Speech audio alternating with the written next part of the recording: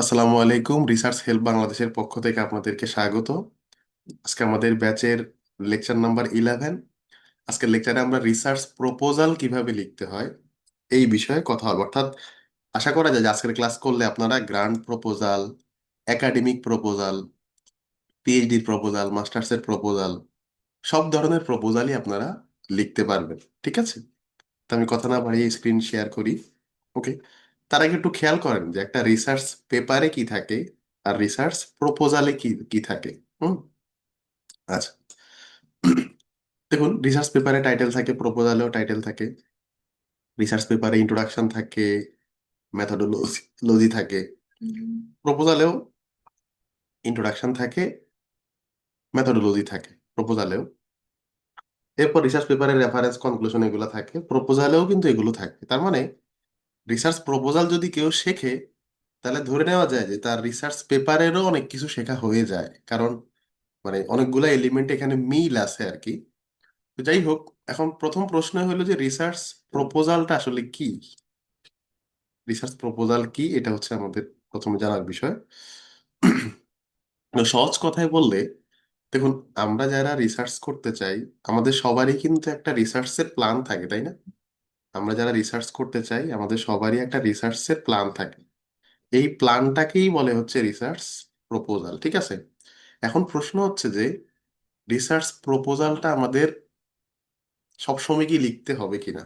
দেখুন, রিসার্চ আমরা নানান ভাবে করতে পারি। একটা হচ্ছে আমি মাস্টার্সে পড়তেছি বা এমফিল করতেছি, করব বা পিএইচডি করব। তো একাডেমিক ডিগ্রির অংশ হিসাবে যখন আমরা গবেষণা করি, তখন আমাদের রিসার্চ প্রপোজালটা সুপারভাইজারের নিকট সাবমিট করতে হয়। আর যদি আমরা ইন্ডিভিজুয়ালি রিসার্চ করি, মানে কোনো প্রতিষ্ঠানের অংশ না, এমনি ইন্ডিভিজুয়ালি রিসার্চ করি, তারা আমাদের প্রপোজালটা কারো নিকট সাবমিট করতে হয় না সাধারণত। কিন্তু দেখুন, সাবমিট না করলেও একটা প্রপোজাল তো থাকে, তাই না? একটা প্ল্যান তো থাকে। ব্যাপারটা এইভাবে চিন্তা করুন। আমরা যখন আমাদের ডিপার্টমেন্ট থেকে ট্যুরে যাই, তখন কিন্তু একটা প্রসিডিউর মেনটেন করে হয়। ট্যুরের একটা প্ল্যান থাকে, কোথায় কয়টা বাজে যাব, কয়টা বাজে গাড়িতে উঠবো, কয়টা বাজে নামবো, কি খাবো, কত টাকা লাগবে। মানে ডিপার্টমেন্ট থেকে যখন আমরা ট্যুরে যাই, তখন একটা প্ল্যান থাকে, মানে প্রপোজাল থাকে। তার মানে একাডেমিক সবকিছুতে একটা প্ল্যান থাকে। কিন্তু আমরা ফ্রেন্ডরা মিলে যখন ট্যুরে যাই, তখন কি এই প্রপোজালটা কারো নিকট সাবমিট করা লাগে? লাগে না, কিন্তু স্টিল কিন্তু একটা প্ল্যান কিন্তু আমাদের লাগে, তাই না? না, আমরা ফ্রেন্ডরা মিলে যখন ট্যুরে যাই, তখনও কিন্তু একটা প্ল্যান আমাদের সবার থাকে, কিন্তু সেটা কোথাও সাবমিট করতে হয় না। সো এটা আশা করি বুঝতে পারছেন যে রিসার্চ প্রপোজাল আমাদের লাগবেই। একাডেমিক ডিগ্রির অংশ হিসেবে যখন আমরা গবেষণা করি, তখন প্রপোজালটা একজন সুপারভাইজারের নিকট সাবমিট করতে হয় বা একাডেমিক কমিটির নিকট সাবমিট করতে হয়। ইন্ডিভিজুয়ালি আমরা যখন রিসার্চ করি, তখন প্রপোজালটা হয়তো কারো নিকট সাবমিট করা লাগবে না, কিন্তু স্টিল একটা রিসার্চ প্রপোজাল বা রিসার্চের প্ল্যান আমাদের মাথায় থাকতে হয়। আশা করি বিষয়টা বুঝেছেন। এখন প্রশ্ন করি, রিসার্চ প্রপোজাল কি?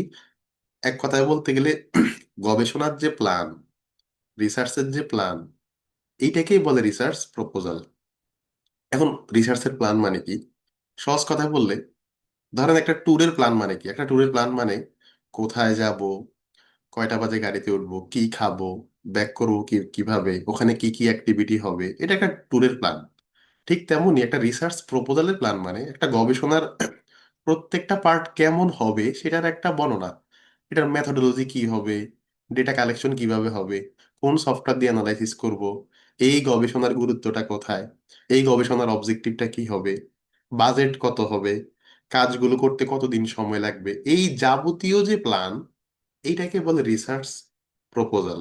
আপনার কি আমার কথা বুঝছেন? একটা গবেষণার সামগ্রিক যে প্ল্যান, একটা গবেষণার সামগ্রিক যে প্ল্যান, এইটাকে বলে তার রিসার্চ প্রপোজাল। হুম। আমরা বুঝতে পেরেছি কিনা একটু চ্যাট বক্সে জানাই।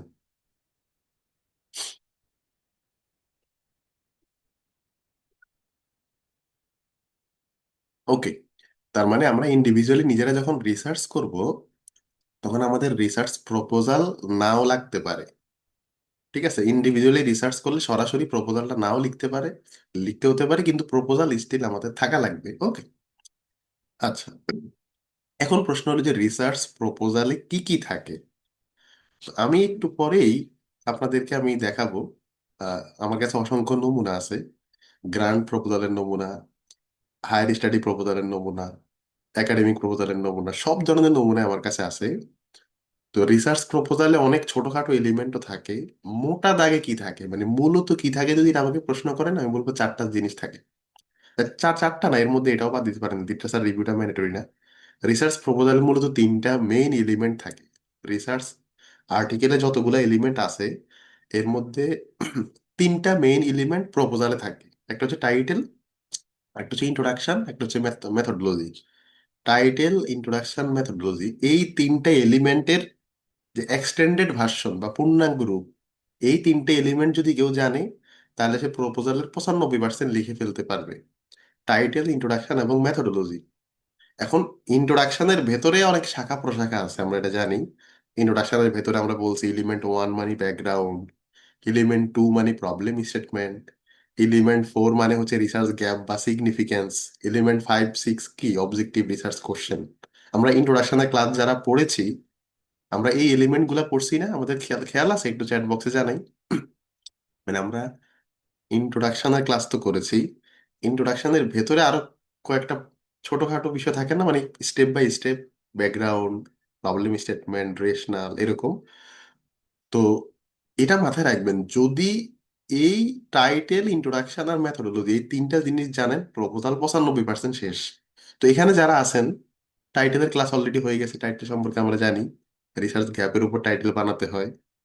ইন্ট্রোডাকশনের ক্লাসও কিন্তু আমরা করেছি, ইন্ট্রোডাকশনটা আশা করি সবাই পারবো। দ্যাট মিনস আমাদের প্রপোজালের 60 70% মনের অজান্তে শেখা হয়ে গেছে, শুধু এখন আমরা বেসিকটা বুঝলেই লিখে ফেলতে পারবো। আর মেথোডোলজির ক্লাসগুলো যখন হবে তখন প্রপোজাল এখানে সবাই লিখতে পারবেন। প্রপোজাল লেখাটা নানান কারণে ইজি, এটা আমি কেন ইজি সেটা ব্যাখ্যা করব। আমি জাস্ট শেপটা বুঝাই দিচ্ছি আর কি। এইগুলো হচ্ছে প্রপোজালের মেইন এলিমেন্ট, মূল শাখা যদি বলি আর কি। আচ্ছা, আর প্রপোজালের এক্সটেন্ডেড ভার্সন দেখতে কেমন, মানে একদম টু দা পয়েন্টে যদি বলি প্রপোজাল দেখতে কেমন, খেয়াল করুন। হুম, এই যে একটা, আমি জানি না এই প্রপোজালটা আমি কোথায় যেন পেয়েছি, আমার খেয়াল নেই। একটু খেয়াল করুন তো স্ক্রিনের দিকে। একটা রিসার্চ প্রপোজাল আমরা বলছি টাইটেল থাকে, টাইটেল এরপর থাকে ইন্ট্রোডাকশন, এই যে ইন্ট্রোডাকশন। আচ্ছা, মানে ইন্ট্রোডাকশনের অনেকগুলো শাখা প্রশাখা আছে। আচ্ছা, এরপর যদি এগুলা হায়ার লেভেলের রিসার্চ হয় মানে পিএইচডি বা এমফিল, তখন প্রপোজালটা একটু ব্রড ভার্সন হয়। ব্রড ভার্সন মানে তখন ওখানে লিটারেচার রিভিউ বা থিওরিটিক্যাল ফ্রেমওয়ার্ক এগুলাও থাকে। ওকে, তো এটা হচ্ছে একটা প্রপোজালের টেবিল অফ কন্টেন্ট। আচ্ছা, আমি জাস্ট আরেকটা দেখাই। বিইউপির একটা সার্কুলার আছে রিসার্চ, মানে যারা বিইউপি তে যারা এমফিল করবে, তো ওদের হচ্ছে যে একটা সার্কুলার আছে আর কি, যে আপনার প্রপোজালটা কেমন হবে এবং প্রপোজালের বিভিন্ন নিয়ম কানুন, একটা সার্কুলার আছে আর কি। এটা ওপেন ডকুমেন্ট, ওখান থেকে দেখাচ্ছি। বিইউপিটা দেখাচ্ছি, আমার কাছে অন্য সব ভার্সিটির ডকুমেন্টটা গেটে মনে হয়েছে এদেরটা একটু বেশি স্ট্যান্ডার্ড। তো দেখুন, এখানে যদি আমরা যদি দেখি রিসার্চ প্রপোজালের কি কি এলিমেন্ট থাকে, এক নম্বরে থাকে টাইটেল। এই যে টাইটেলটা দেখতে পাচ্ছেন স্ক্রিনে, টাইটেল, যেটা আমি আগে বলছি, টাইটেলটা তো থাকবেই। এরপর থাকে হচ্ছে এই ইন্ট্রোডাকশনের আন্ডারে যেগুলো আছে, ইন্ট্রোডাকশনের যে ব্যাকগ্রাউন্ড, প্রবলেম স্টেটমেন্ট, এগুলো। আচ্ছা, আবার এই যে রিসার্চ অবজেক্টিভ, এগুলো তো মূলত ইন্ট্রোডাকশনেরই পার্ট, তাই না? যারা আমরা ইন্ট্রোডাকশনে ক্লাস করেছি তারা কিন্তু বুঝতেছি যে এগুলো কিন্তু ইন্ট্রোডাকশনেরই পার্ট। হুম। আচ্ছা, টাইটেল, ইন্ট্রোডাকশনের বিভিন্ন পার্ট, আর মেথোডোলজি এর এই যে এই সবগুলো পার্ট হচ্ছে যে, দেখেন আই যেটা এখানে আই, এগুলো সব কিন্তু মেথোডোলজি এর পার্ট, এই যে এই সবগুলো। সো আপনারা এখন এটা কি বুঝতে, আর লিটারেচার রিভিউ এটা প্রপোজালে ম্যান্ডেটরি না, কিন্তু কোনো সংস্থা যদি বাধ্যতামূলক করে দেয় তাদের আউটলাইনে, তাহলে দেওয়া লাগবে। তো দিলে তো সমস্যা নেই, আমরা তো লিটারেচার রিভিউর ক্লাসও করে ফেলছি, তাই না? তাহলে আমরা কি সবাই এটা বুঝতেছি যে রিসার্চ প্রপোজালে যা যা এলিমেন্ট থাকে, কিছু এলিমেন্ট আমাদের শেখা হয়ে গেছে। হুম। আর কিছু এলিমেন্ট আছে যেমন টাইম টেবিল, এক্সপেক্টেড রেজাল্ট, এগুলো 5 মিনিটে করা যাবে, আমি এগুলো শিখাই দিব আর কি।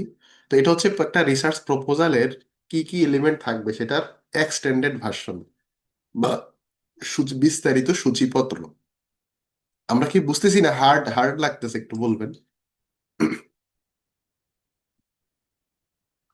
আমরা কি বুঝতেছি যে প্রপোজালে কি কি উপাদান থাকবে? জাস্ট আমি এখনো ব্যাখ্যা করিনি, বললাম যে একটা প্রপোজালে এই উপাদানগুলো থাকবে। এর মধ্যে কিছু উপাদানের আমাদের অলরেডি ক্লাস হয়েও গেছে, এটাই বলতেছি। আচ্ছা, ওকে, আশা করি আমরা বুঝতেছি। ঠিক আছে। আহ, একজন বলছেন আই পয়েন্ট একটু হার্ড লাগতেছে। দেখেন, আই মানে হচ্ছে রিসার্চ মেথোডোলজি। আমাদের তো এখনো মেথোডোলজি নিয়ে ক্লাস হয়নি, সো এখন তো একটু হার্ড লাগবেই। দেখুন, ইন্ট্রোডাকশনে ক্লাস হয়ে গেছে, তাই ইন্ট্রোডাকশনের পয়েন্ট গুলো কিন্তু এখন হার্ড লাগতেছে না। ওকে। আচ্ছা। তো মেথোডোলজি নিয়ে আজকে আমরা ডিসকাস করবো না, আমরা এটা তো আলাদা ক্লাসই আছে। ওকে। আমি যেটা বললাম আর কি, যে রিসার্চ প্রপোজালের এই এলিমেন্ট গুলা যারা পারবে তাদের জন্য প্রপোজাল লেখা খুবই ইজি। তো আজকে আমরা কি কি কি করবো মূলত ক্লাসে, সেটা হলো আজকে আমরা ওভারঅল নানান ব্যাকগ্রাউন্ড মানে নানান ধরনের প্রপোজালের নমুনা আমরা দেখবো, ব্যাখ্যা করব। যেমন গ্রান্ট প্রপোজাল কেমন, একাডেমিক গুলা কেমন, একাডেমিক গুলার মধ্যে এমফিলের গুলা কেমন, পিএইচডি গুলা কেমন কেমন, গ্রান্ট প্রপোজালের দেশি গুলা কেমন, বিদেশি গুলা কেমন, বা যারা হায়ার স্টাডির জন্য প্রপোজাল লিখে সেই প্রপোজাল দেখতে কেমন। এরপর একটা গ্রান্ট প্রপোজাল পাওয়ার ক্রাইটেরিয়া গুলা কি, এরকম নানান বিস্তারিত ব্যাখ্যা দেখলে তখন প্রপোজাল লেখার, নাচের ক্লাসের মধ্য দিয়ে প্রপোজাল লেখার 80% শেখা হবে। 20% কেন শেখা শেখা হবে না? কারণ প্রপোজালের একটা পার্ট হচ্ছে মেথোডোলজি। আমাদের মেথোডোলজি এর ক্লাসগুলো শেষ হওয়া ছাড়া আমরা কিন্তু প্রপোজাল লিখতে পারবো না। আমার কথা কথা বুঝছেন? কারণ এগুলো তো আমাদের ক্লাস হবে আর কি মেথোডোলজির, কিন্তু আজকে অলমোস্ট প্রপোজালটা আমাদের শেখা হয়ে যাবে। ওকে। যাই হোক, তো আমরা যেখানে ছিলাম আর কি, যে রিসার্চ প্রপোজালের অনেকগুলো এলিমেন্ট আছে, সেই এলিমেন্ট গুলো আমরা একটা একটা করে দেখেছি আর কি। ওকে। তো এইবার আমরা মূল আলোচনায় আসি, খেয়াল করুন। আচ্ছা, এখন আমাদের কিছু জিনিস মাথায় নিতে হবে, যে প্রপোজাল দুই ধরনের হয়। হুম। একাডেমি এবং গ্রান্ট। তো দুইটা প্রপোজালেরই চেহারা একরকম বা এলিমেন্ট গুলো একরকম। গ্রান্ট প্রপোজালে বাজেট অপশনটা বাধ্যতামূলক এবং খুব জরুরি। আর একাডেমিক প্রপোজালে গ্রান্ট মানে বাজেট অংশটা দেওয়া লাগবে না, বা দিলেও সেটা একটা ডামি হিসাবে দিবেন। ড্যাম হিসাবে দিবেন বা ডামি হিসাবে, জাস্ট একটা নমুনা বাজেট আর কি। এটাই হচ্ছে মেইন তফাৎ। এছাড়াও গ্রান্ট প্রপোজালে কিছু বাড়তি জিনিস লাগে, যেমন এক্সপেক্টেড রেজাল্ট, পলিসি আউটকাম।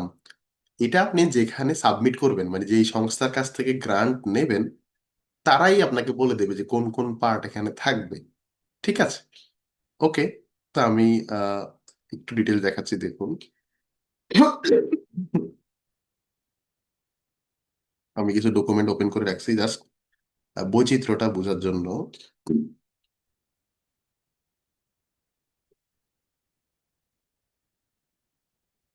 আচ্ছা। ওকে। এখন দেখুন, এখন আমি কিছু নমুনা আপনাদেরকে দেখাই, দেন আমরা মানে মূল কন্টেন্টে যাব। তো এই যে স্ক্রিনে আপনারা হচ্ছে কিছু প্রপোজাল দেখতে পাবেন। প্রথমে আমি আহ, একটা নমুনা দেখাচ্ছি। এটা হচ্ছে একটা মানে হায়ার স্টাডির প্রপোজালের নমুনা।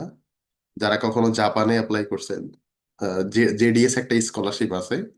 তো এটা একটা জেডিএস এর প্রপোজালের নমুনা, স্ক্রিনে দেখতে পাচ্ছেন। তো জেডিএস এর নিয়ম হচ্ছে প্রপোজালটা খুব ছোট হইতে হবে, খুবই ছোট। মানে এটা মানে এখন অনেকে বলতে পারেন যে ভাই প্রপোজাল কত পেজ হয়।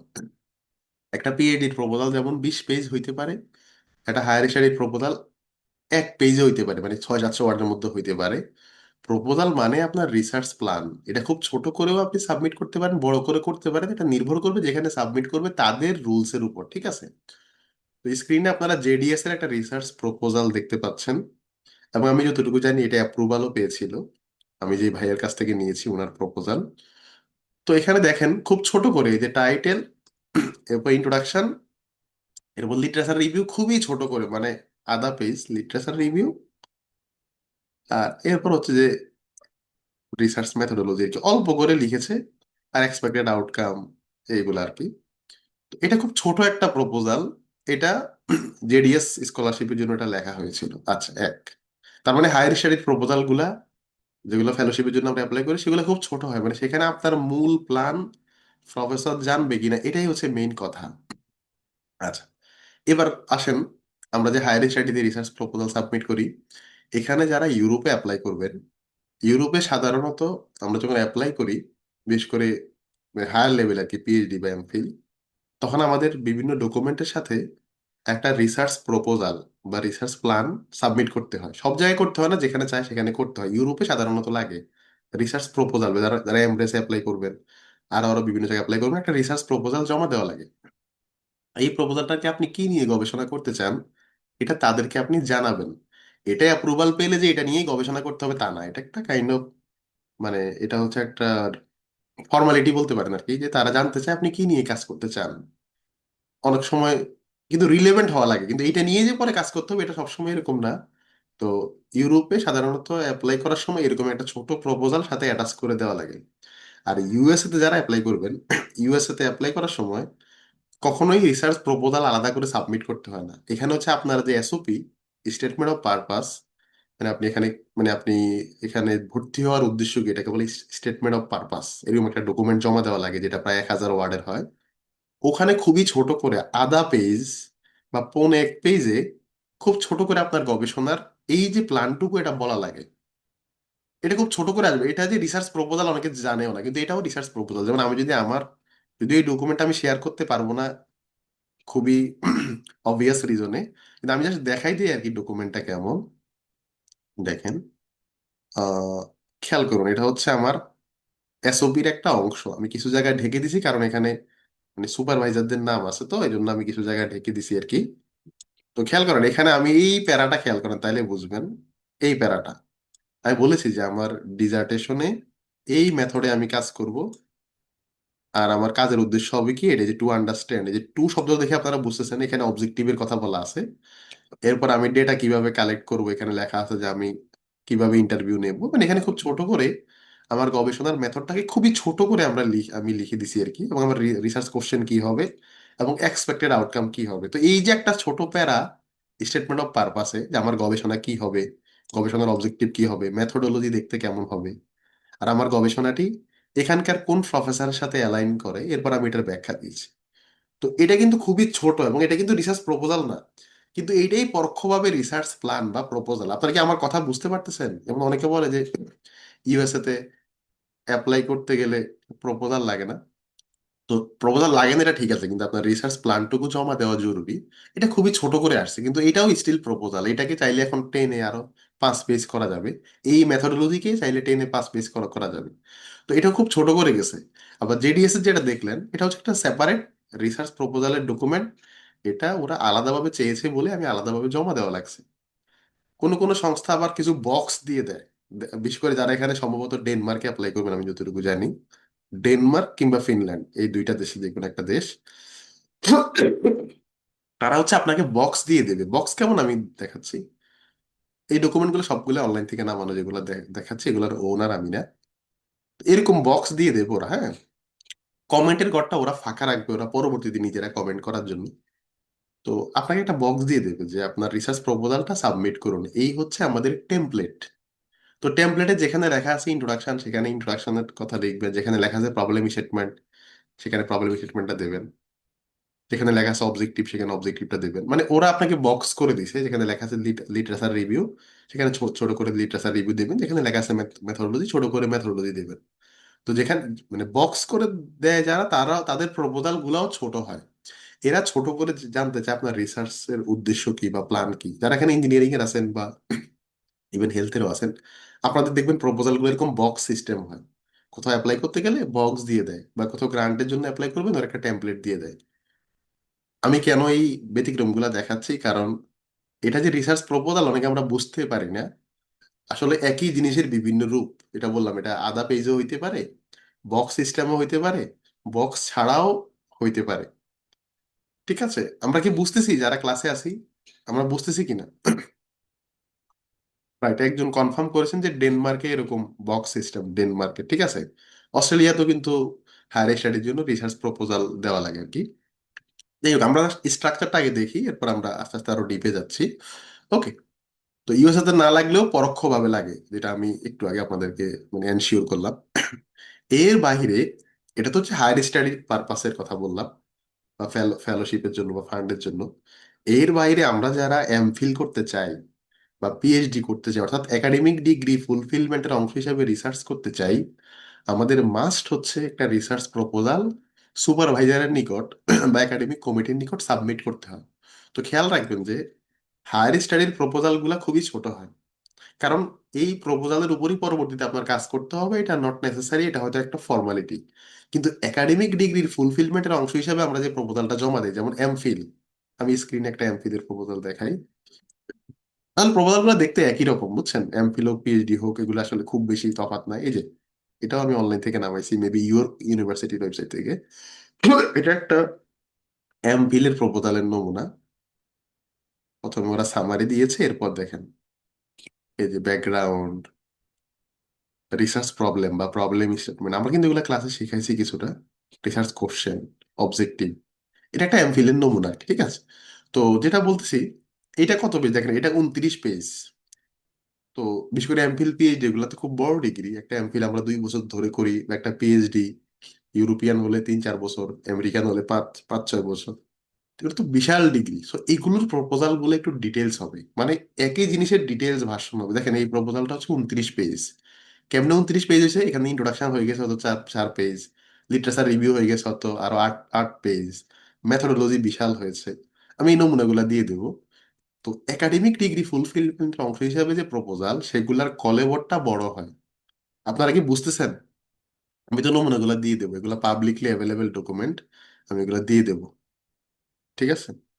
একজন প্রশ্ন প্রশ্ন করছেন, রাইটিং স্যাম্পল আর প্রপোজাল এক কিনা না? রাইটিং স্যাম্পল আর প্রপোজাল এক না, এটা আমি অন্য সময় দেখা করবো। তো এটা হচ্ছে এমফিলের একটা প্রপোজাল। এরপর দেখেন স্ক্রিনে যে 24 পেজ, এটা হচ্ছে পিএইচডি প্রপোজালের নমুনা। হ্যাঁ, এগুলো হচ্ছে একটা খুব টপ ইউনিভার্সিটি ওয়েবসাইট থেকে নামানো, ওরা এই নমুনাটা দিয়ে দিছে শিক্ষার্থীদেরকে বোঝার জন্য।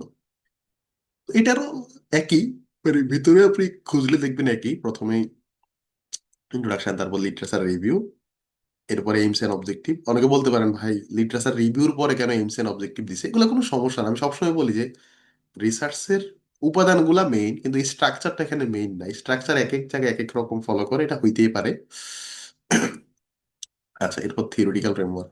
তো এটা এই দুইটা স্ক্রিনে দেখালাম, এগুলো হলো পিএইচডি প্রপোজালের নমুনা, যেখানে খুব ডিটেলস ভাষণ আসবে। এটাই বলার আমার উদ্দেশ্য, ডিটেলস ভাবে এটা আসবে। ঠিক ঠিক আছে? তাহলে আমরা কিছু হায়ার স্টাডি প্রপোজাল দেখলাম, কিছু একাডেমিক প্রপোজালের নমুনা দেখলাম। দেখলাম মানে আসলে ডকুমেন্টটা তো পড়তে পারেন নাই, কিন্তু খুব ছোট করে আমরা দেখলাম আর কি। আচ্ছা, আর গ্রান্ট প্রপোজালের নমুনা আমরা একটু দেখি। গ্রান্ট প্রপোজালের সাথে খুব বেশি এখানে তফাৎ নাই। আমি তাও একটা দিয়ে দেখাই। যেমন এটা একটা গ্রান্ট প্রপোজালের নমুনা, এটা বক্স করা। বক্স করা মানে আপনার এই বক্সে ওরা যেভাবে দিছে আপনার এগুলা দেখ, মানে ফুলফিল করতে হবে আর কি। যেমন এখানে বলছে প্রবলেম স্টেটমেন্ট দিতে, এই বক্সে সে দিয়েছে। তারপর পরের বক্সে বলছে রিসার্চ কোশ্চেন দিতে, তা ওনারা দিয়ে দিছে। মানে যেই বক্সে যেটা দিতে বলছে, এটা দিছে। তো এটা একটা গ্রান্ট প্রপোজালের নমুনা। তো এই নমুনাটা খুব খুব বেশি ভালো নমুনা আমি তা বলবো না। এটা আমাদেরই একটা কাজের জন্য আমরা ডেভেলপ করছিলাম, পরে আমরা জমা দিই নাই আর কি। তো এখন অনেক সময় প্রতিষ্ঠান কিছু বাড়তি জিনিস চায় খুচরা, এগুলো কেমনে করবেন আমি বলে দেবো। যেমন এটা এই কাজের ডিসেমিনেশন প্ল্যান কি, মানে আপনার রিসার্চ শেষে এটা মানুষের কাছে পৌঁছানোর জন্য আপনি কি করবেন, এটার পলিসিতে কি হেল্প হবে, পলিসি আউটকাম, এরকম কিছু জিনিস থাকে। এগুলো লেখা আসলে খুব ইজি, এটা আমরা দেখাই দেবো। ঠিক আছে? এরপর টাইম প্ল্যান, বাজেট, এগুলো আজকে শিখাই দেবো। এই যে বাজেট, টাইম প্ল্যান, এগুলো কেমনে দেবেন আজকে শিখাই দেবো। ওকে। তো এটা হচ্ছে একটা গ্রান্ট প্রপোজালের নমুনা। একটা নমুনা ছিল ভালো, আমি জানি না এটা এখানে আছে কিনা। ওকে। তো এখানে এই যে আরেকটা নমুনা, এটা হচ্ছে যে একটা বাংলাদেশের একটা কোনো একটা অধিদপ্তর বা কোনো একটা গভর্নমেন্ট প্রতিষ্ঠানে সাবমিট করা গ্রান্ট প্রপোজালের নমুনা। স্ক্রিনে এখন দেখতে পাবেন। এখানে দেখেন শুরুতে টাইটেল, এরপর হচ্ছে ইন্ট্রোডাকশন। ইন্ট্রোডাকশন মানে এই যে background, statement of the study মানে প্রবলেম স্টেটমেন্ট, এইভাবে আর কি স্টাডিটা আগাবে। Research objective, rational. ঠিক আছে? এরপর হচ্ছে মেথডোলজির আলাপ, এই গবেষণার মেথড কি হবে এটা নিয়ে বিস্তারিত আলাপ। আর একদম নিচে গেলে হচ্ছে যে এই বাজেট এবং ওয়ার্ক ফ্লো, এগুলা পাবেন। তো আমি এতগুলা নমুনা দেখানোর উদ্দেশ্য আর কি এটাই। আমরা তাহলে বুঝলাম যে গ্রান্ট প্রপোজাল আর একাডেমিক প্রপোজাল গুলা দেখতে একরকম। গ্রান্ট প্রপোজালে বাজেট পার্টটা ম্যান্ডেটরি, কিন্তু একাডেমিক প্রপোজালে যদি প্রতিষ্ঠান বলে তাহলে আমরা ডেমো হিসাবে একটা বাজেট দিয়ে রাখবো। কিন্তু একাডেমিক প্রপোজালে বাজেট পার্টটা ম্যান্ডেটরি না। আর একাডেমিক প্রপোজালে মানে কোন মাসে কোন কাজ করব এটাও ম্যান্ডেটরি না, মানে ওয়ার্ক ফ্লোটা ম্যান্ডেটরি না, এটা উল্লেখ করতে হয় না। এরকম কিছু টুকটাক পার্থক্য আছে। আপনারা যেখানেই কাজ করবেন বা একাডেমিক ডিগ্রি অংশে কাজ করবেন, তো ওরা আপনাকে একটা ফরম্যাট দিয়ে দেবে। ফরম্যাট যদি নাও দেয়, পূর্বে যারা এই প্রতিষ্ঠানে থিসিস করেছে তাদের কাছ থেকে তাদের নমুনাটা নিয়ে নেবেন, তাইলে তো হয়। ঠিক আছে, যাই হোক, তাহলে আমরা নমুনা সম্পর্কে ক্লিয়ার হলাম যে প্রপোজাল নানান রূপে থাকতে পারে। যেমন মেডিকেল ব্যাকগ্রাউন্ডে এটাকে প্রপোজাল না বলে প্রোটোকল বলা হয়, তো ঘুরে ফিরে তো একই কথা। কেউ কেউ আবার সিনোপসিস বলে। তো মূল কথা হলো এটা হচ্ছে গবেষণার সামগ্রিক প্ল্যান। এটাই হচ্ছে মেইন কথা। এটাকে আমরা যেই নামেই বলি না কেন, কোনো সমস্যা নেই। ঠিক আছে, ঠিক আছে। ওকে, এবার আমরা একটু ডিপে যাই আস্তে আস্তে। তো একাডেমিক প্রপোজাল নিয়ে বিস্তারিত বলার আগে আমি গ্রান্ট প্রপোজাল নিয়ে কিছু কথা বলি। এখানে হয়তো সবাই গ্রান্ট প্রপোজালের জন্য আবেদন করতে পারবো না, কিন্তু কেউ কেউ হয়তো করবো।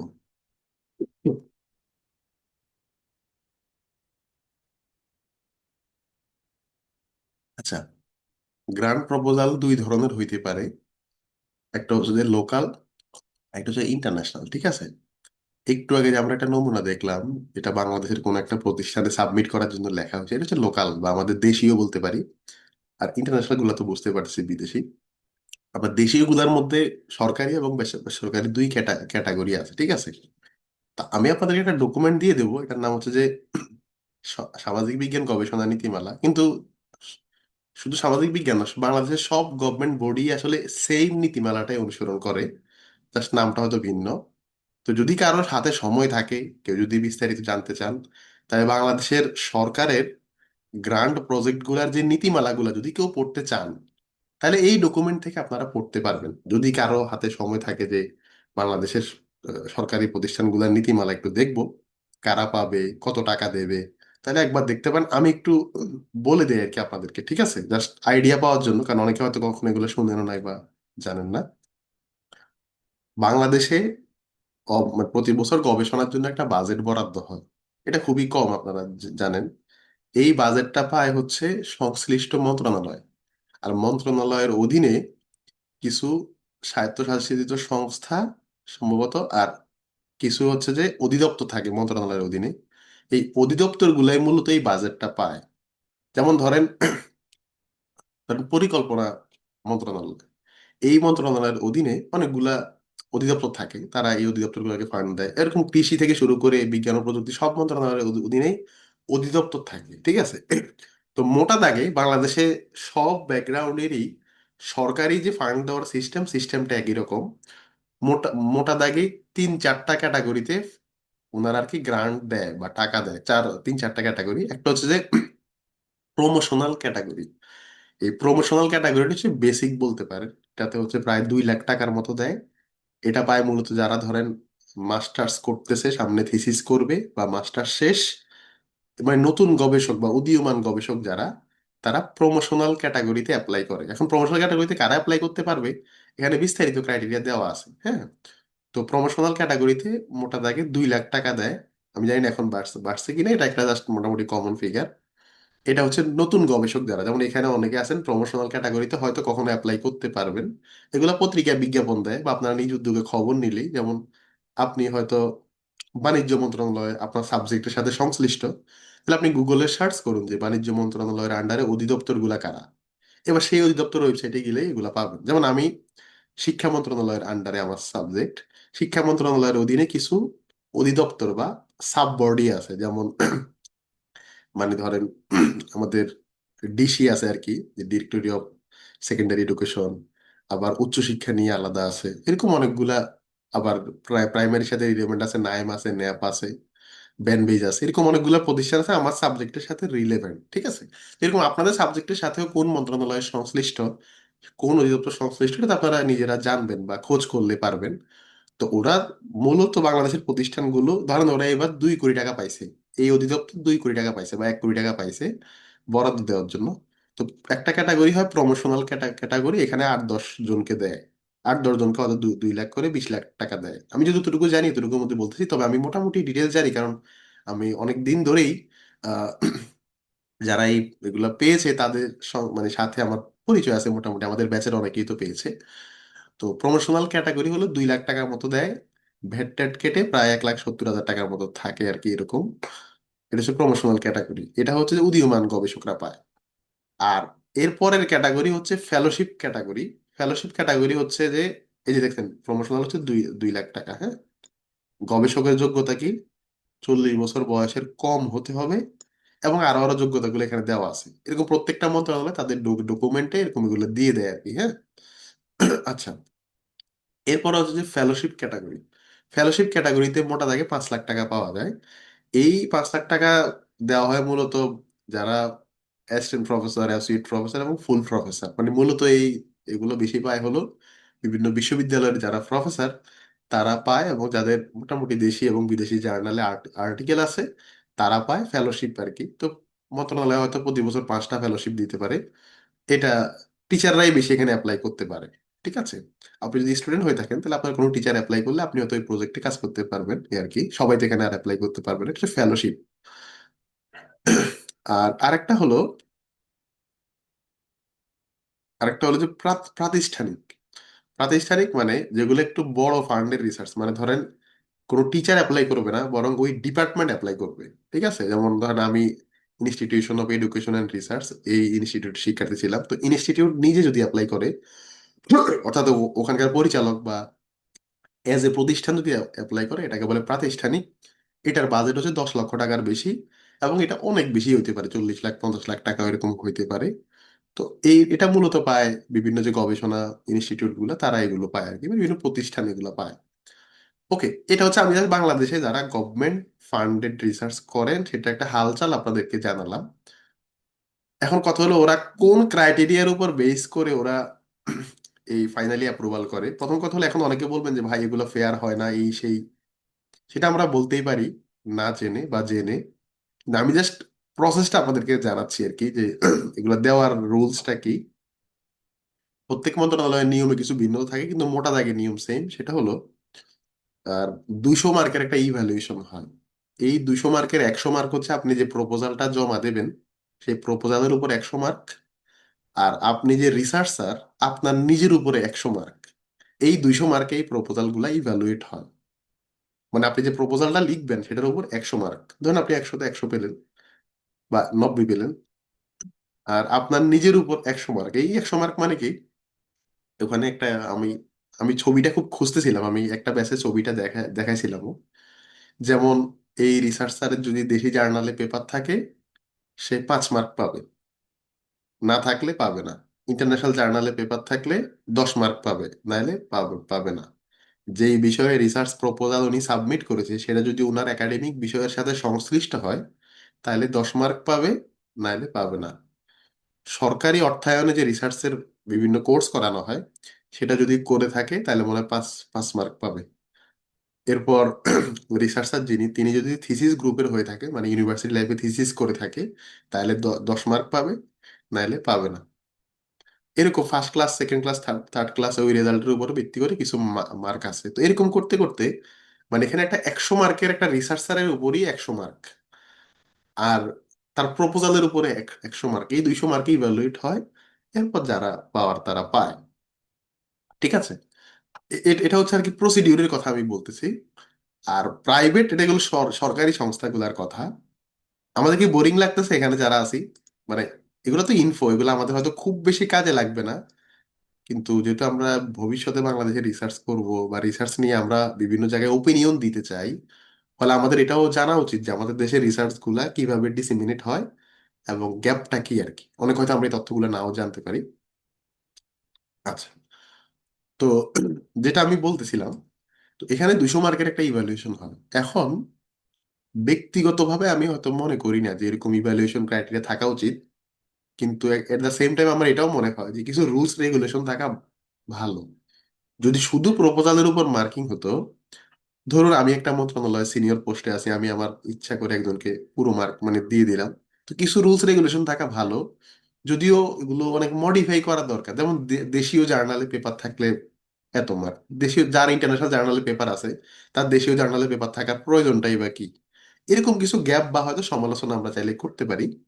আমি জাস্ট মানে প্রসিডিউরটা আপনাদেরকে জানালাম যে রিসার্চারের উপর 100 মার্ক, প্রপোজালের উপর 100 মার্ক, এবং প্রপোজাল সাবমিট। আবার আরো আরো কিছু এখানে ফাঁক ফোকর আছে, আপনারা হয়তো এগুলা, যেমন প্রপোজালের হার্ড কপি জমা দেওয়া লাগে। তো এটা যেমন ধরেন যারা এখন বর্তমানে আধুনিক রিসার্চার, তাদের জন্য প্রপোজাল লিখতে এত কষ্ট হয় না, সেটার হার্ড কপি জমা দিতে যত কষ্ট হয়। ঠিক আছে, আবার অনেক সময় এরকম লেখা লেখা থাকে যে 4 কপি জমা দেওয়া লাগবে। তো এইগুলো হচ্ছে ওই আগে যে নিয়ম করে রাখছে ওইটাই কন্টিনিউ হচ্ছে। এখানে আমাদের এখানে যদি কেউ থাকেন বিভিন্ন মন্ত্রণালয়ের সংশ্লিষ্ট, আপনারা অবশ্যই এগুলা ভালো কিভাবে হয় এটা সাজেস্ট করবেন, আমরা এটা প্রত্যাশা করি। এটা হলো গভর্নমেন্ট প্রতিষ্ঠানগুলো এইভাবে কাজ করে, গ্রান্ট প্রপোজাল যারা দেয়। আমি গ্রান্ট প্রপোজালের নমুনাও আপনাদেরকে দিতে পারবো, বা নমুনা অলরেডি দেখাইছি। তো আমি দেখি আর কোনো নমুনা আছে কিনা একটু। উম, তো একটা গ্রান্ট প্রপোজাল তো আপনাদেরকে দেখাইছি আর কি। তো ওরা ওই বলে দেয় যে গ্রান্ট প্রপোজালের একটা টেমপ্লেট দিয়ে দেয়, যে কোনো প্রতিষ্ঠান যখন ই করে টেমপ্লেট ওরা দিয়ে দেয় আর কি। আর প্রাইভেট প্রতিষ্ঠানে কোনো রিসার্চারের উপর কোনো মার্কিং হয় না। প্রাইভেট প্রতিষ্ঠানে যেটা হয়, ওরা একটা সার্কুলার দিয়ে দেয়, ন্যূনতম কারা অ্যাপ্লাই করতে পারবে ওটা এখানে লেখা থাকে। এরপর ওখান থেকে যারা যারা আর কি ইলিজিবল, যাদের রিসার্চ আইডিয়াটা খুবই ইউনিক, খুবই অ্যালাইন করে, মানে প্রাইভেট প্রতিষ্ঠানের রিসার্চ প্রপোজাল গুলা সবচেয়ে বেশি ভালো হয় এবং কাজগুলো আমি মনে করি ভালো হয়, কারণ ওখানে হচ্ছে আইডিয়ার উপর দেয়। যেমন আমাদের বন্ধু বান্ধব বা অনেকেই দেখি এ খুব ভালো ভালো প্রতিষ্ঠানে গ্রান্ট পাচ্ছে, বাংলাদেশে অনেকগুলো প্রতিষ্ঠান কাজ করে, যেমন বিসিসিপি, আরো অনেক প্রতিষ্ঠান আছে। তো তারা খুব মানে ক্রিয়েটিভ আইডিয়া হলে তারা হচ্ছে এই গ্রান্ট গুলো দেয় আর কি। এখন আপনি খবর নিবেন যে আপনি যে সাবজেক্টে পড়তেছেন, আপনার সাবজেক্টে বাংলাদেশে কারা গ্রান্ট দেয়, মানে আপনার সাবজেক্টে কারা বাংলাদেশে গ্রান্ট দেয়, এটা আপনি খোঁজ খবর নেবেন। তো প্রাইভেট প্রতিষ্ঠানগুলোর মধ্যে আবার অ্যাপ্লাই করার মধ্যে একটা শিথিলতা থাকে, মানে অর্থাৎ একটু ব্রড থাকে আর কি, অনেকেই অ্যাপ্লাই করতে পারে। কিন্তু গভর্নমেন্ট প্রতিষ্ঠানগুলো এমন হয় যে অ্যাপ্লাই করার রুলসটাই এমন হয়, অনেকে দেখা যায় অ্যাপ্লাই করতে পারে না। ঠিক ঠিক আছে। তারপর খবর নিবেন যে ইন্টারন্যাশনাল বা দেশীয় আপনার সাথে রিলেভেন্ট কারা কারা ফান্ড দেয়, এটা একটু মাথায় মাথায় রাখেন, হ্যাঁ। গ্রান্ট প্রপোজাল লিখতে জানা বা বোঝা খুব জরুরি। যারা ইউরোপে পিএইচডি করবেন, এটা আপনারা হয়তো অনেকে জানেন না, ইউরোপে পিএইচডিটা কিন্তু ইটসেলফ একটা জব, মানে এটা একটা ডিগ্রি কিন্তু পাশাপাশি এটা একটা চাকরি আর কি। তো ইউরোপে পিএইচডি মানে আপনার এখানে একটা মানে প্রপোজাল লিখতে হবে, এবং এটা খুব মানে গ্রান্ট প্রপোজাল দেখতে যেমন ওরকম একটা প্রপোজাল লেখা লাগে আর কি। তো যাই হোক, আমি জাস্ট গভর্নমেন্ট এবং নন গভর্নমেন্ট প্রপোজাল গুলোর হালচাল বললাম আর কি। এবং আমরা যতটুকু দেখি যে প্রাইভেট প্রতিষ্ঠানের আউটপুট গুলো তুলনামূলক ভালো হয়, ওরা অনেক ভাইব্রেন্ট কাজ করে, ভালো কাজ করে আর কি। আচ্ছা, যাই হোক, এই হলো প্রপোজালে জাস্ট কিছু ওভারভিউ দিলাম। এখন হচ্ছে প্রপোজালটা লিখবো কিভাবে এই আলাপে যাচ্ছি। ওকে। আচ্ছা, অনেকে প্রশ্ন করতে পারেন যে এগুলো আমরা কোথায় পাবো, মানে কখন বুঝবো যে আমার প্রপোজাল লিখতে হবে। একাডেমিক প্রপোজালটা আমরা যখন এমফিলে ভর্তি হবো বা পিএইচডি তে ভর্তি হবো, ইভেন ভর্তি হওয়ার আগেই একটা প্রপোজাল সাবমিট করে দেন, প্রপোজালটা অ্যাপ্রুভ হলে আমরা তো কাজ শুরু শুরু করি। একাডেমিক ভাবে তো আমরা জানি যে কখন প্রপোজাল সাবমিট করতে হবে। আর যারা গ্রান্ট প্রপোজাল সাবমিট করতে চাই, প্রতিষ্ঠানগুলো যারা গ্রান্ট দেয় তারা একটা সুনির্দিষ্ট সময় প্রতি বছর এরকম সার্কুলার ছাড়ে। যেমন ধরেন BMRC, Bangladesh medical research council, বা BCCP, Bangladesh centre for communication programme, এরা প্রতি বছর একটা নির্দিষ্ট সময় এই প্রপোজালের সার্কুলার গুলা দেয়। তো সবচেয়ে বেস্ট প্র্যাকটিস হলো যারা ইতিমধ্যে ফান্ড পেয়েছে তাদের সাথে যোগাযোগ করা। কেমনে যোগাযোগ করবেন? বেশিরভাগ গ্রান্টার ওয়েবসাইটে দেখবেন এদের তালিকা থাকে যে পূর্বে কারা ফান্ড পেয়েছে, বা মেইল থাকে। তাদের কাছ থেকে টু দা পয়েন্টে বেস্ট ইনফো গুলো আপনারা পাবেন। ঠিক আছে।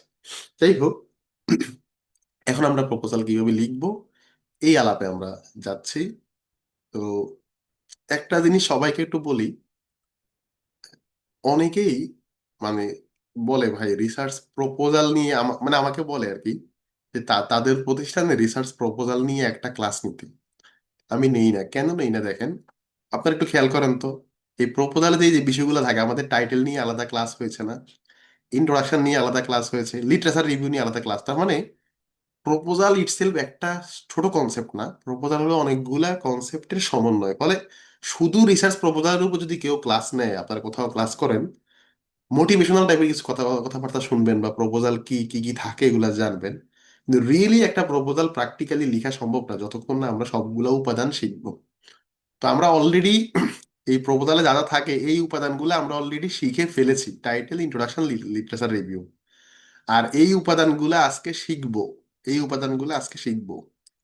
আর শুধু মেথোডোলজি গুলো আমরা লেকচার নাম্বার 15 থেকে শিখবো। মানে আজকে অলমোস্ট একটা প্রপোজাল আমি বানাই দেখাবো, শুধু মেথোডোলজি পার্টটা তোলা থাকবে আর কি। ঠিক আছে, বাজেট টাজেট কেমনে করে এটাও দেখাই দেবো। সো প্রপোজালে এই অংশগুলো থাকে। এখন আমাদের কি নতুন নতুন করে ব্যাখ্যার দরকার আছে যে ইন্ট্রোডাকশনের ব্যাকগ্রাউন্ড মানে কি, প্রবলেম স্টেটমেন্ট মানে কি? যারা লেকচার নাম্বার 7 করেছেন, এখন কি নতুন করে আর ব্যাখ্যা করার দরকার দরকার আছে? আমরা লেকচার নাম্বার 7-এ ভালো করে ডিটেলস বলছি না যে একটা ইন্ট্রোডাকশনে কি কি থাকে?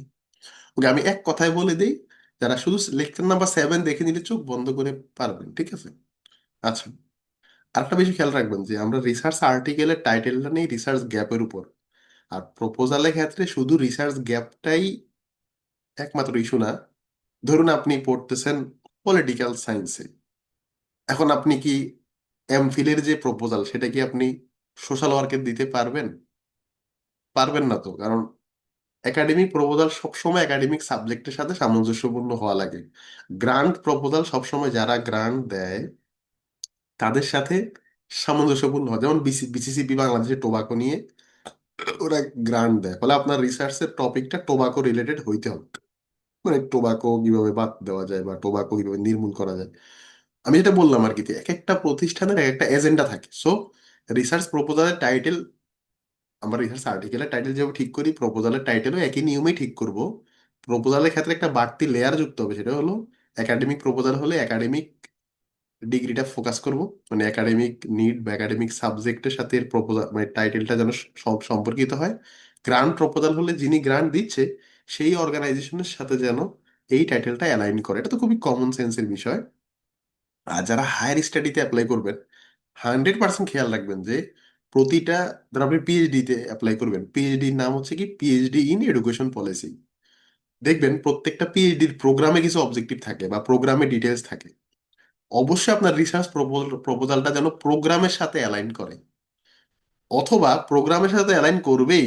আপনি যেই যাকে আপনি সুপারভাইজার হিসেবে পেতে চান তার সাথে অ্যালাইন করতে হবে। আপনি ধরেন সুপারভাইজার হিসেবে পেতে চান মোর্শেদ আলমকে। মোর্শেদ আলম কাজ করে এডুকেশন পলিসি নিয়ে, কিন্তু আপনি বললেন কি আমি সুপারভাইজার হিসেবে মোর্শেদ আলমকে পেতে চাই, আমার রিসার্চ প্রপোজাল হলো আমি মেশিন লার্নিং ব্যবহার করে ওয়েবসাইটে কিভাবে ডিডোস অ্যাটাক থেকে রক্ষা পাওয়া যায় সেটা করবো, তাহলে কি হবে? হবে না। এগুলো কিন্তু কমন সেন্সের বিষয়, আমরা এগুলো আস্তে আস্তে শিখবো। আমি যেটা দেখাইছি আমার যে হায়ার স্টাডির এসওপির ভেতরে যে রিসার্চ প্রপোজাল, এটা খেয়াল করছেন কিনা যে এখানে রিসার্চ প্রপোজালটা খুব ছোট করে আছে আমার রিসার্চ প্ল্যান, পাশাপাশি দুইজন প্রফেসরের নাম উল্লেখ করা আছে যে এই দুজন প্রফেসর তাদের সাথে আমার প্রপোজালটা কিভাবে অ্যালাইন করে। সো হায়ার স্টাডির প্রপোজালটা অবশ্যই প্রোগ্রামের সাথে অ্যালাইন হইতে হবে, এবং যাদেরকে আপনি সুপারভাইজার হিসেবে পেতে চান ন্যূনতম দুইজন, আমরা বলি দুইজন বা একজন, তার সাথে অ্যালাইন যেন করে, এটা কিন্তু খুব জরুরি। কারণ আপনি হয়তো প্রপোজালটা ভালো হয়েছে, কিন্তু এই এরিয়া ওই ডিপার্টমেন্টে কোনো প্রফেসর যদি কাজ না না করে আপনাকে সুপারভাইজ করবে কে? আপনাকে কিন্তু ওখানে নেবে নেবে না, ঠিক ঠিক আছে? সো আবার বলছি যে হায়ার স্টাডি বিষয়টা এমন যে এই বিষয়ে আমার খুব এক্সপার্ট ধারণা নেই। যারা হয়তো এগুলা দিয়ে হাজার হাজার শিক্ষার্থীকে সেবা দিছে ওরা ডিটেলস বলতে পারবে।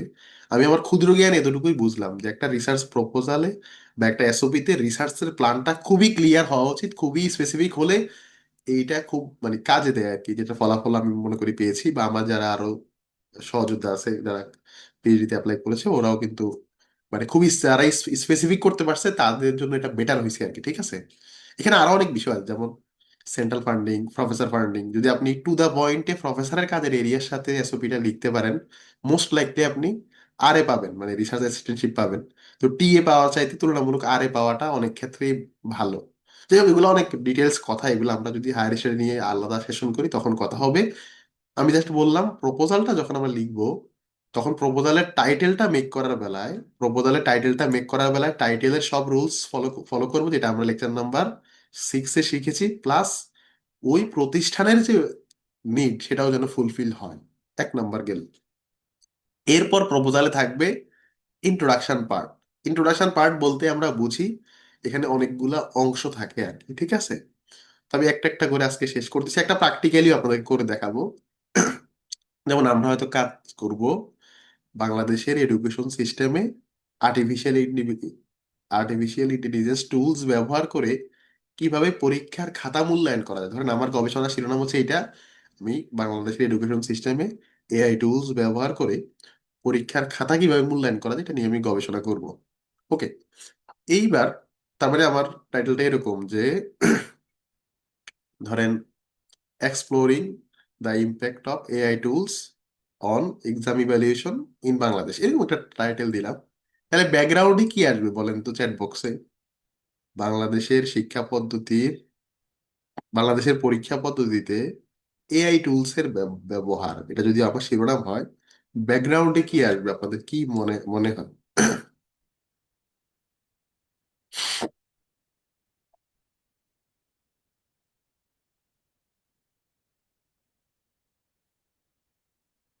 ওকে, একজন মাত্র লিখছেন, অন্যরা কি বুঝতে পারতেছি না? রাইট। প্রথমে এআই রিলেটেড কিছু ইনফো আসবে। এর ইনফো কি মানে, এআইটা বর্তমানে আমাদের জীবনযাত্রাকে সহজ করে দিচ্ছে, প্রতিটা সেক্টরে এআই অনেক পরিবর্তন নিয়ে এসেছে, এডুকেশনও তার ব্যতিক্রম নয়। এরকম ভাবে অর্থাৎ প্রথমে একটা এআই এর একটা জেনারেল কনটেক্সট আসবে, এআই এর জেনারেল কনটেক্সট এসে আমরা একটা ব্যাকগ্রাউন্ডটা লিখবো, ঠিক আছে? বা ইভেন এআই এর কিছু ইভালুয়েশন মানে হিস্ট্রিও এখানে লিখতে পারি, মানে এআই সম্পর্কে একটা, এআই এবং এআই ইন এডুকেশন এই সম্পর্কে একটা জেনারেল ব্যাকগ্রাউন্ড আসবে, ব্যাকগ্রাউন্ড অফ দ্য স্টাডিতে। আচ্ছা, এরপর প্রবলেম স্টাডিতে কি আসবে, মানে প্রবলেম স্টেটমেন্টে কি আসবে, আমি একটু পরে এটা করে দেখাবো। আচ্ছা, প্রবলেম স্টেটমেন্টে আসবে, আমরা বলছি যে এখানে এমন কিছু ইনফো আমরা দেব যাতে আমরা যেই সমস্যাটা নিয়ে কাজ করব এটা যেন আমরা রিডারকে বুঝাইতে পারি এটা আসলেই সমস্যা। আমরা বলবো যে প্রতি বছর বিশ্বে ম্যানুয়ালি খাতাপত্র দেখার কারণে এত ঘন্টা সময় অপচয় হয়, ম্যানুয়ালি খাতাপত্র মূল্যায়ন করার কারণে আমাদের এতগুলা বেশি টাকা খরচ হয়। তারপর কাজটা যদি আমরা ম্যানুয়ালি করি সেক্ষেত্রে অনেক সময় দেখা দেখা দেখা যায় এক একজন এক এক রকম মার্কিং করে, কিন্তু এআই দিয়ে যে একটা টুলস দিয়ে যদি আমরা করি তাহলে আমাদের মার্কিংটাও মানে নন বায়াস হয় আর কি। তো এরকম অর্থাৎ এআই দিয়ে খাতাপত্র মূল্যায়ন করলে উপকারটা কি হবে, এটা নিয়ে এই যে উপকার, এটা বিভিন্ন পরিসংখ্যান এবং বিভিন্ন যুক্তি দিয়ে আমরা স্টেটমেন্ট অফ দ্য প্রবলেমে আমরা দেখাবো। এই স্টেটমেন্ট অফ দ্য প্রবলেমে দেখাতে গিয়ে আমরা তো অন্যান্য দেশের উদাহরণ দিতে পারি, যে ইতিমধ্যে ইউএসএ তে এতগুলা প্রতিষ্ঠানে এআই ব্যবহার করা হচ্ছে খাতাপত্র মূল্যায়নে, এবং সেখানে সফলতার হার এমন, কাজের গতি এমন, অর্থাৎ সমস্যাটাকে আমরা এখানে বিবৃত করব যাতে রিডার স্যাটিসফাইড থাকে যে হ্যাঁ এটা আসলেই গবেষণা করা দরকার। আমরা লেকচার নাম্বার 7-এ পড়াইছি যে এখানে লেখা আছে যে why anyone should should give a dam about your topic, কেন মানুষ আপনার এই কাজটা প্রতি মনোযোগ দেওয়া উচিত। তো স্টেটমেন্ট অফ দ্য প্রবলেম খুব ক্লিয়ারলি কি সমস্যার সমাধান আপনি করতে চান। আপনি বলতে পারেন যে আমি যদি খাতাপত্র এআই দিয়ে মূল্যায়ন করি তাহলে টিচারদের ওয়ার্কলোড কমবে, এরকম নানান ইম্পর্টেন্সটা স্টেটমেন্ট অফ দ্য প্রবলেমে আমরা দেব। এবং এখানে রেফারেন্স লাগলে অবশ্যই রেফারেন্স দেবো, স্টেটমেন্ট অফ দ্য প্রবলেম কিন্তু রেফারেন্স ঢুকবে, যারা ইন্ট্রো ক্লাস করছেন তারা কিন্তু বুঝতেছেন। সিগনিফিকেন্সটা হচ্ছে, এটাকে আমরা বলতে পারি রেশনাল, রেশনাল বা সিগনিফিকেন্স রিসার্চ প্রপোজালে আমরা রেশনাল শব্দটা ইউজ করি, রেশনাল মানে যৌক্তিকতা। এটাও আগেরটার মতোই অনেকটা, আমরা বলবো যে এই বিষয়ে অলরেডি অন্যান্য দেশে কাজ আছে, বা আপনার দেশেও যদি অলরেডি কাজ থেকে থাকে আপনার কাজটা কোন দিক দিয়ে ইউনিক, আপনার এই কাজ কোন দিক দিয়ে ইউনিক, এটা বলবে। তাহলে বলতে পারেন যে এটা বাংলাদেশে প্রথম স্টাডি, এটা আমরা পরীক্ষা পদ্ধতিতে এআই ব্যবহার নিয়ে করতেছি। অথবা বলতে পারেন যে বাংলাদেশে অলরেডি কিছু কাজ হয়েছে, যেমন অমুক ব্যাংক, তারা ব্যাংকের পরীক্ষাটা এআই দিয়ে নিচ্ছে, অমুক প্রতিষ্ঠান নিচ্ছে কিন্তু কোনো ফর্মাল প্রতিষ্ঠান এখনো নেয় নাই, এটা বলতে পারেন। বা হয়তো বলতে পারেন যে বাংলাদেশে এআইটা এখন পরীক্ষা পদ্ধতি ইভ্যালুয়েশনে ব্যবহৃত হচ্ছে, কিন্তু সেটা হচ্ছে ইউনিভার্সিটি লেভেলে, কিন্তু আমাদের এই গবেষণাটি হবে প্রাইমারি লেভেলে বা সেকেন্ডারি লেভেল, মানে কোনো না কোনো ভাবে আপনার এই গবেষণার যৌক্তিকতা বা গ্যাপ বা ইউনিকনেসটা তুলে ধরবেন 3 নাম্বার পয়েন্টে। 3 নাম্বার পয়েন্টে আমরা একটু পরে এটা করে দেখাবো।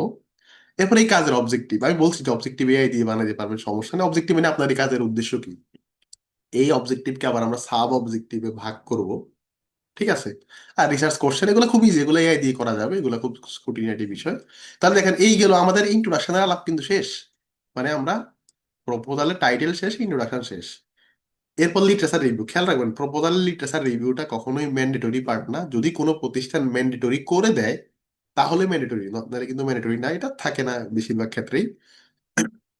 আচ্ছা, এরপর হচ্ছে মেথোডোলজি, এটা নিয়ে আমরা মেথোডোলজির ক্লাসে শিখবো, শুধু আজকের ক্লাসে এতটুকুই বাকি থাকবে। আর ছোটখাটো জিনিসগুলো এখন দেখাই দেই, এরপর আমি একটা করে দেখাবো আর কি, ঠিক আছে? ওকে, তাহলে আমি ঠিক এই টাইটেলটাই নেই, দেখি আজকে আমরা একটা প্রপোজাল করে দেখাই। তো এআই ইন এক্সাম ইভ্যালুয়েশন এই টপিকে আমি রিসেন্টলি আমার কাজিনের হাজবেন্ড, ও হচ্ছে ই করছে আর কি, মানে ও হচ্ছে জাপানি একজন প্রফেসরকে একটা প্রপোজাল দিয়েছিল। তো আমি জাস্ট ওই প্রপোজালটা একটু এক নজর আপনাদেরকে দেখাই। এটা হচ্ছে ইঞ্জিনিয়ারিং ব্যাকগ্রাউন্ডের অবশ্য, দেন আমরা আমাদের ওই কাজটা করতেছি। ওর টাইটেলটা ছিল মেশিন লার্নিং প্রযুক্তি ব্যবহার করে ক্লাউড কম্পিউটিং এনভায়রনমেন্ট, অর্থাৎ মানে অনলাইন জগতে আমরা, যেমন আমাদের ওয়েবসাইটে অনেক সময় এরকম হয় যে কেউ একজন করে কি, আমি জানি না এটা কিভাবে করে, একটা মানে লাখ লাখ ইউজার একসাথে কই থেকে যেন ঢোকে, ঢোকার কারণে ওয়েবসাইটটা পুরো ডাউন হয়ে থাকে। এটা মানে মাঝে মাঝে এরকম হয় আর কি। তো এটা একটা সমস্যা যারা আমরা ওয়েবসাইট চালাই। তো ওর টাইটেল ছিল এরকম যে এই যে ডিডোস যে অ্যাটাকটা, এই অ্যাটাকটা সে বন্ধ করবে মেশিন লার্নিং প্রযুক্তি ব্যবহার করে। এটাই হচ্ছে মেইন শিরোনাম আর কি, ঠিক আছে, যে ক্লাউড কম্পিউটিং এ বিভিন্ন ওয়েবসাইটে যে বিভিন্ন হ্যাকাররা বা বিভিন্ন দুষ্ট লোকেরা ডিডোস অ্যাটাক করে, সে মেশিন লার্নিং পদ্ধতি ব্যবহার করে সে এইটা বন্ধ করবে। এটা ছিল তার শিরোনাম। তাহলে এখন ইন্ট্রোডাকশনে কি আসবে দেখেন। ইন্ট্রোডাকশন আসবে ক্লাউড কম্পিউটিং কি, ক্লাউড কম্পিউটিং এর কিছু নর্মাল কথাবার্তা, এবং ডিডোস অ্যাটাকটা কি আর কি, মানে ডিডোস অ্যাটাকের যে পরিচয়টা এখানে আসবে ছোট করে, তাই না? মানে ইন্ট্রোডাকশনে তো ব্যাকগ্রাউন্ড মানে কি, বিষয়টাকে পরিচয় করিয়ে দেওয়া। এরপর প্রবলেম স্টেটমেন্ট। প্রবলেম স্টেটমেন্টে কি আসবে বলেন তো? প্রবলেম স্টেটমেন্টে এই সমস্যাটাকে ব্যাখ্যা করা, যে হ্যাঁ এই ডিডোস অ্যাটাকের কারণে অনেকে গুরুত্বপূর্ণ ফাইল হারিয়ে যায়, অনেক গুরুত্বপূর্ণ ওয়েবসাইট থমকে যায়, বা দীর্ঘদিন ধরে ইউজাররা বিভিন্ন সমস্যা ফেস করে। তো প্রবলেম স্টেটমেন্টে এগুলা খুব ডিটেলস আসবে আর কি, ঠিক আছে, যে এই এই সমস্যাটার এই ফাইলটা আমি দিতে পারবো না, যেহেতু এটা আরেকজনের মানে ফাইল আর কি, কিন্তু দেখানোর পারমিশন আছে। তো দেখেন প্রবলেম হিসেবে মানে সমস্যাটাকে, আচ্ছা এখানে না বলতে পারেন ভাই এখানে রেফারেন্স নাই কেন, এটা একটা প্রফেসরকে দেওয়া জাস্ট ছোট প্রপোজাল আর কি, এখানে রেফারেন্স নাই। আচ্ছা, এরপর অবজেক্টিভ। আচ্ছা, এরপর হচ্ছে মেথোডোলজি। মেথোডোলজি মানে সেই যে ওয়েবসাইটে যে ডিডোস অ্যাটাকটা হয় এটা সে আসলে বন্ধ করবে কিভাবে, তার কাজের পদ্ধতিটা সে এখানে লিখছে। সে বলছে যে সে নিজস্ব ল্যাবে সে এত মিলিয়ন ডেটাকে ট্রেন করবে, ট্রেন করে এই ডিডোস অ্যাটাক যে দেওয়া হয়, যেখান থেকে দেওয়া হয় সেগুলার নেচার দেখবে, সেই নেচার থেকে সে 5টা লেয়ার থাকবে, এই 5টা লেয়ার সে সেট সেট করবে। অর্থাৎ আপনার ওয়েবসাইটে কোনো একজন ইউজার ঢুকতে হলে এই 5টা লেয়ার পার হয়ে তারপর ঢুকতে হবে, ঠিক আছে, এই যে ডিসিশন ট্রি। যেমন একসাথে ধরেন 50টা ইউজার ঢুকতেছে, তখন সে ডিসাইড ডিসাইড করবে যে একে ওয়েবসাইটে এন্ট্রি দেবে কি দেবে না। এরকম 5টা লেয়ার সে সেট আপ করবে। এই 5টা লেয়ারের উপর বেস করে যদি 5টা লেয়ারই ফুলফিল করে, উইদিন এ সেকেন্ড সে এই ওয়েবসাইটে আপনাকে ঢুকতে দেবে আর দেবে না। এরকম সে এখানে মেথোডোলজি সে ডিটেলস লিখছে আর কি, তার ব্যাকগ্রাউন্ডে আমি ডিটেলস বলবো না। তো আমি যেটা বললাম আর কি, এখানে মেথোডোলজি তার ডিটেলস দেওয়া আছে, এরপর এক্সপেক্টেড আউটকাম ইত্যাদি ইত্যাদি, ঠিক আছে। তো এরকম যারা যেই ব্যাকগ্রাউন্ডে আছেন কোন একটা জেনুইন সমস্যা নিয়ে রিসার্চ করবেন যেটা সমাধান করা জরুরি, বা আপনি তাকে বুঝাইতে পারবেন যে এটা সমস্যা সমাধান হওয়াটা জরুরি আর কি, ঠিক আছে। বা হয়তো এটা সমাধান আছে কিন্তু আপনার সমাধানটা আরেকটু ইউনিক, আর একটু কম খরচে হচ্ছে, ইত্যাদি ইত্যাদি। ওকে, যাই হোক, আমি আমি এখন একটা প্রপোজাল লিখে আপনাদেরকে দেখাবো। অনেকে বলতে পারেন ভাই আপনি যতটা পড়ান তার চাইতে বেশি নমুনা দেখান কেন? আমি এটা বলতে পারি, আমার টিচিং এক্সপিরিয়েন্স খুব বেশি দিনের না, তাও তো 32টা ব্যাচ পড়ালাম। আমি দেখছি যে, যেমন আমি একটা উদাহরণ দিই, আপনি ধরেন একজনকে বললেন যে ভাই এসওপি কিভাবে লিখতে হয়, সে 1 ঘন্টা আপনাকে বুঝাইলো এসওপি কিভাবে লিখতে হয়। 1 ঘন্টা বুঝাইলেও আপনি এতটা বুঝবেন না সে যদি আপনাকে 2টা এসওপি এর নমুনা দিয়ে দেয়, যে এই দেখো 2টা ফান্ড পাওয়া স্টুডেন্টের এসওপির নমুনা। আর কিচ্ছু লাগবে না, মানে সে এখানে বুঝাইবেও না যে এসওপির প্রথম অংশে এটা থাকে, পরের অংশে এটা থাকে, কিচ্ছু লাগবে না। সে শুধু জাস্ট ভালো 2টা এসওপির নমুনা যে আপনাকে দিয়ে দেয়, আপনি নিজে বুঝে নেবেন। তা আমি মনে করি যে নমুনা দেখাটা আমাদের জন্য বেশি জরুরি, তখন আমরা নিজের মনেই গেঁথে গেঁথে যাবো যে হ্যাঁ কাজটা এইভাবে হবে, ঠিক আছে। নাহলে আজীবন আমরা স্লাইড পড়লেও পড়বো কিন্তু বুঝবো না যে দেখতে কেমন। এই জন্য আমি একটা ডামি কাজ করার ট্রাই করি এখন। মানে আমরা এখন একটা ডামি রিসার্চ প্রপোজাল দেখাবো। যদিও একটা প্রপোজাল লেখা আসলে 15 মিনিটে সম্ভব না, একটা প্রপোজাল লিখতে প্রায় একদিনের মতো লাগে। ইভেন বড় প্রপোজাল লিখতে আরো বেশি টাইমও লাগবে, কিন্তু আমি জাস্ট একটা ডামি দেখাচ্ছি, মানে আপনারা যেন নিজেরা কাজটা করতে পারেন। এবং আমাদের আগের ব্যাচের আমি মনে করি প্রত্যেক শিক্ষার্থী প্রপোজাল লিখতে পারছে। ওকে, সো আমি একটু দেখাই, এটা 20 মিনিট লাগবে হয়তো, হ্যাঁ। ওকে, একটা প্রশ্ন অনেকে করছেন, প্রপোজাল কি এআই চেক করে? অলমোস্ট বেশিরভাগ ক্ষেত্রে রিসার্চ প্রপোজালের এআই চেক হয় না। কোনো একাডেমিক যদি রিসার্চ প্রপোজাল হয় সেটার এআইটা চেক হইতে পারে হয়তো, কিন্তু রিসার্চ প্রপোজালের মেইন বিষয়টা হলো যে আপনার আইডিয়াটা ইউনিক কিনা, এটাই সব সুপারভাইজার দেখবে। মানে খুবই রেয়ার কেসে প্রপোজালটা এআই চেক হইতে পারে, মানে প্রপোজালের এআই চেক সাধারণত হয় না, কিন্তু প্রপোজালটা ইউনিক হওয়া জরুরি। আবার আপনি হয়তো এআই দিয়ে এমন ভাবে প্রপোজালটা লিখছেন কেউ একদম খালি চোখে দেখে বোঝা যাচ্ছে এটা এআই রিটেন, তা তো সমস্যা। ওকে, যাই হোক, তো আমরা এখন একটা টাইটেল দিয়ে আমরা এখন করব, ঠিক আছে? ওকে, তো আমি পুরো কাজটাই করে দেখাই। একটু আমরা ধৈর্য ধরে এখানে যারা আছে দেখতে হবে। সো অনেকে বলেন ভাই আপনি তো এই বাজেট শিখাইলেন না, এক্সপেক্টেড আউটকাম শিখাইলেন না, টাইমলাইন শিখাইলেন না, এগুলো একটু পরেই শিখবেন, এগুলো আলাদা করে শেখানোর কিছু নাই। ওকে, আমি একটা ফাইল নিলাম। আমরা একটা শিরোনাম কি ধরেন, আচ্ছা, impact of AI tools on exam evaluation,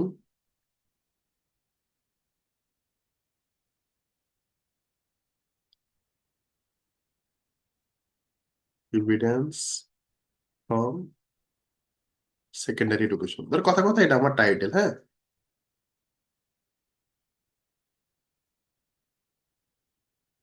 in Bangladesh,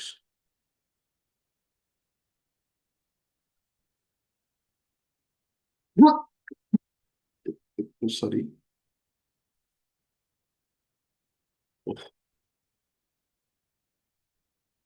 এটা হচ্ছে আমাদের রিসার্চ টাইটেল, আমরা আজকে এটার উপর কাজ করব।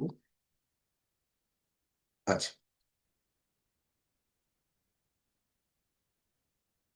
আচ্ছা, এখন আমাদের কি কি থাকবে, আপনারা জাস্ট আমাদের যে ওই শিটটা আছে, শিট থেকে প্রয়োজন আপনারা এগুলো কপি করেই নিন। আমাদের থাকবে কি ব্যাকগ্রাউন্ড, প্রবলেম স্টেটমেন্ট, সিগনিফিকেন্স, এগুলো থাকবে আর কি। জাস্ট যেগুলো থাকবে আমি এগুলো টান দিয়ে এখানে নিয়ে নেই, খেয়াল করেন।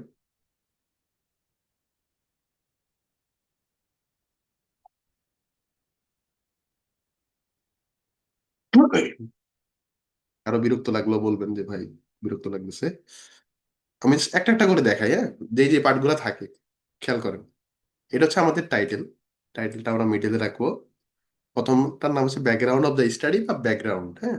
আচ্ছা, আপনারা চ্যাট বক্সে এটা নিয়ে হেল্প করবেন আর কি।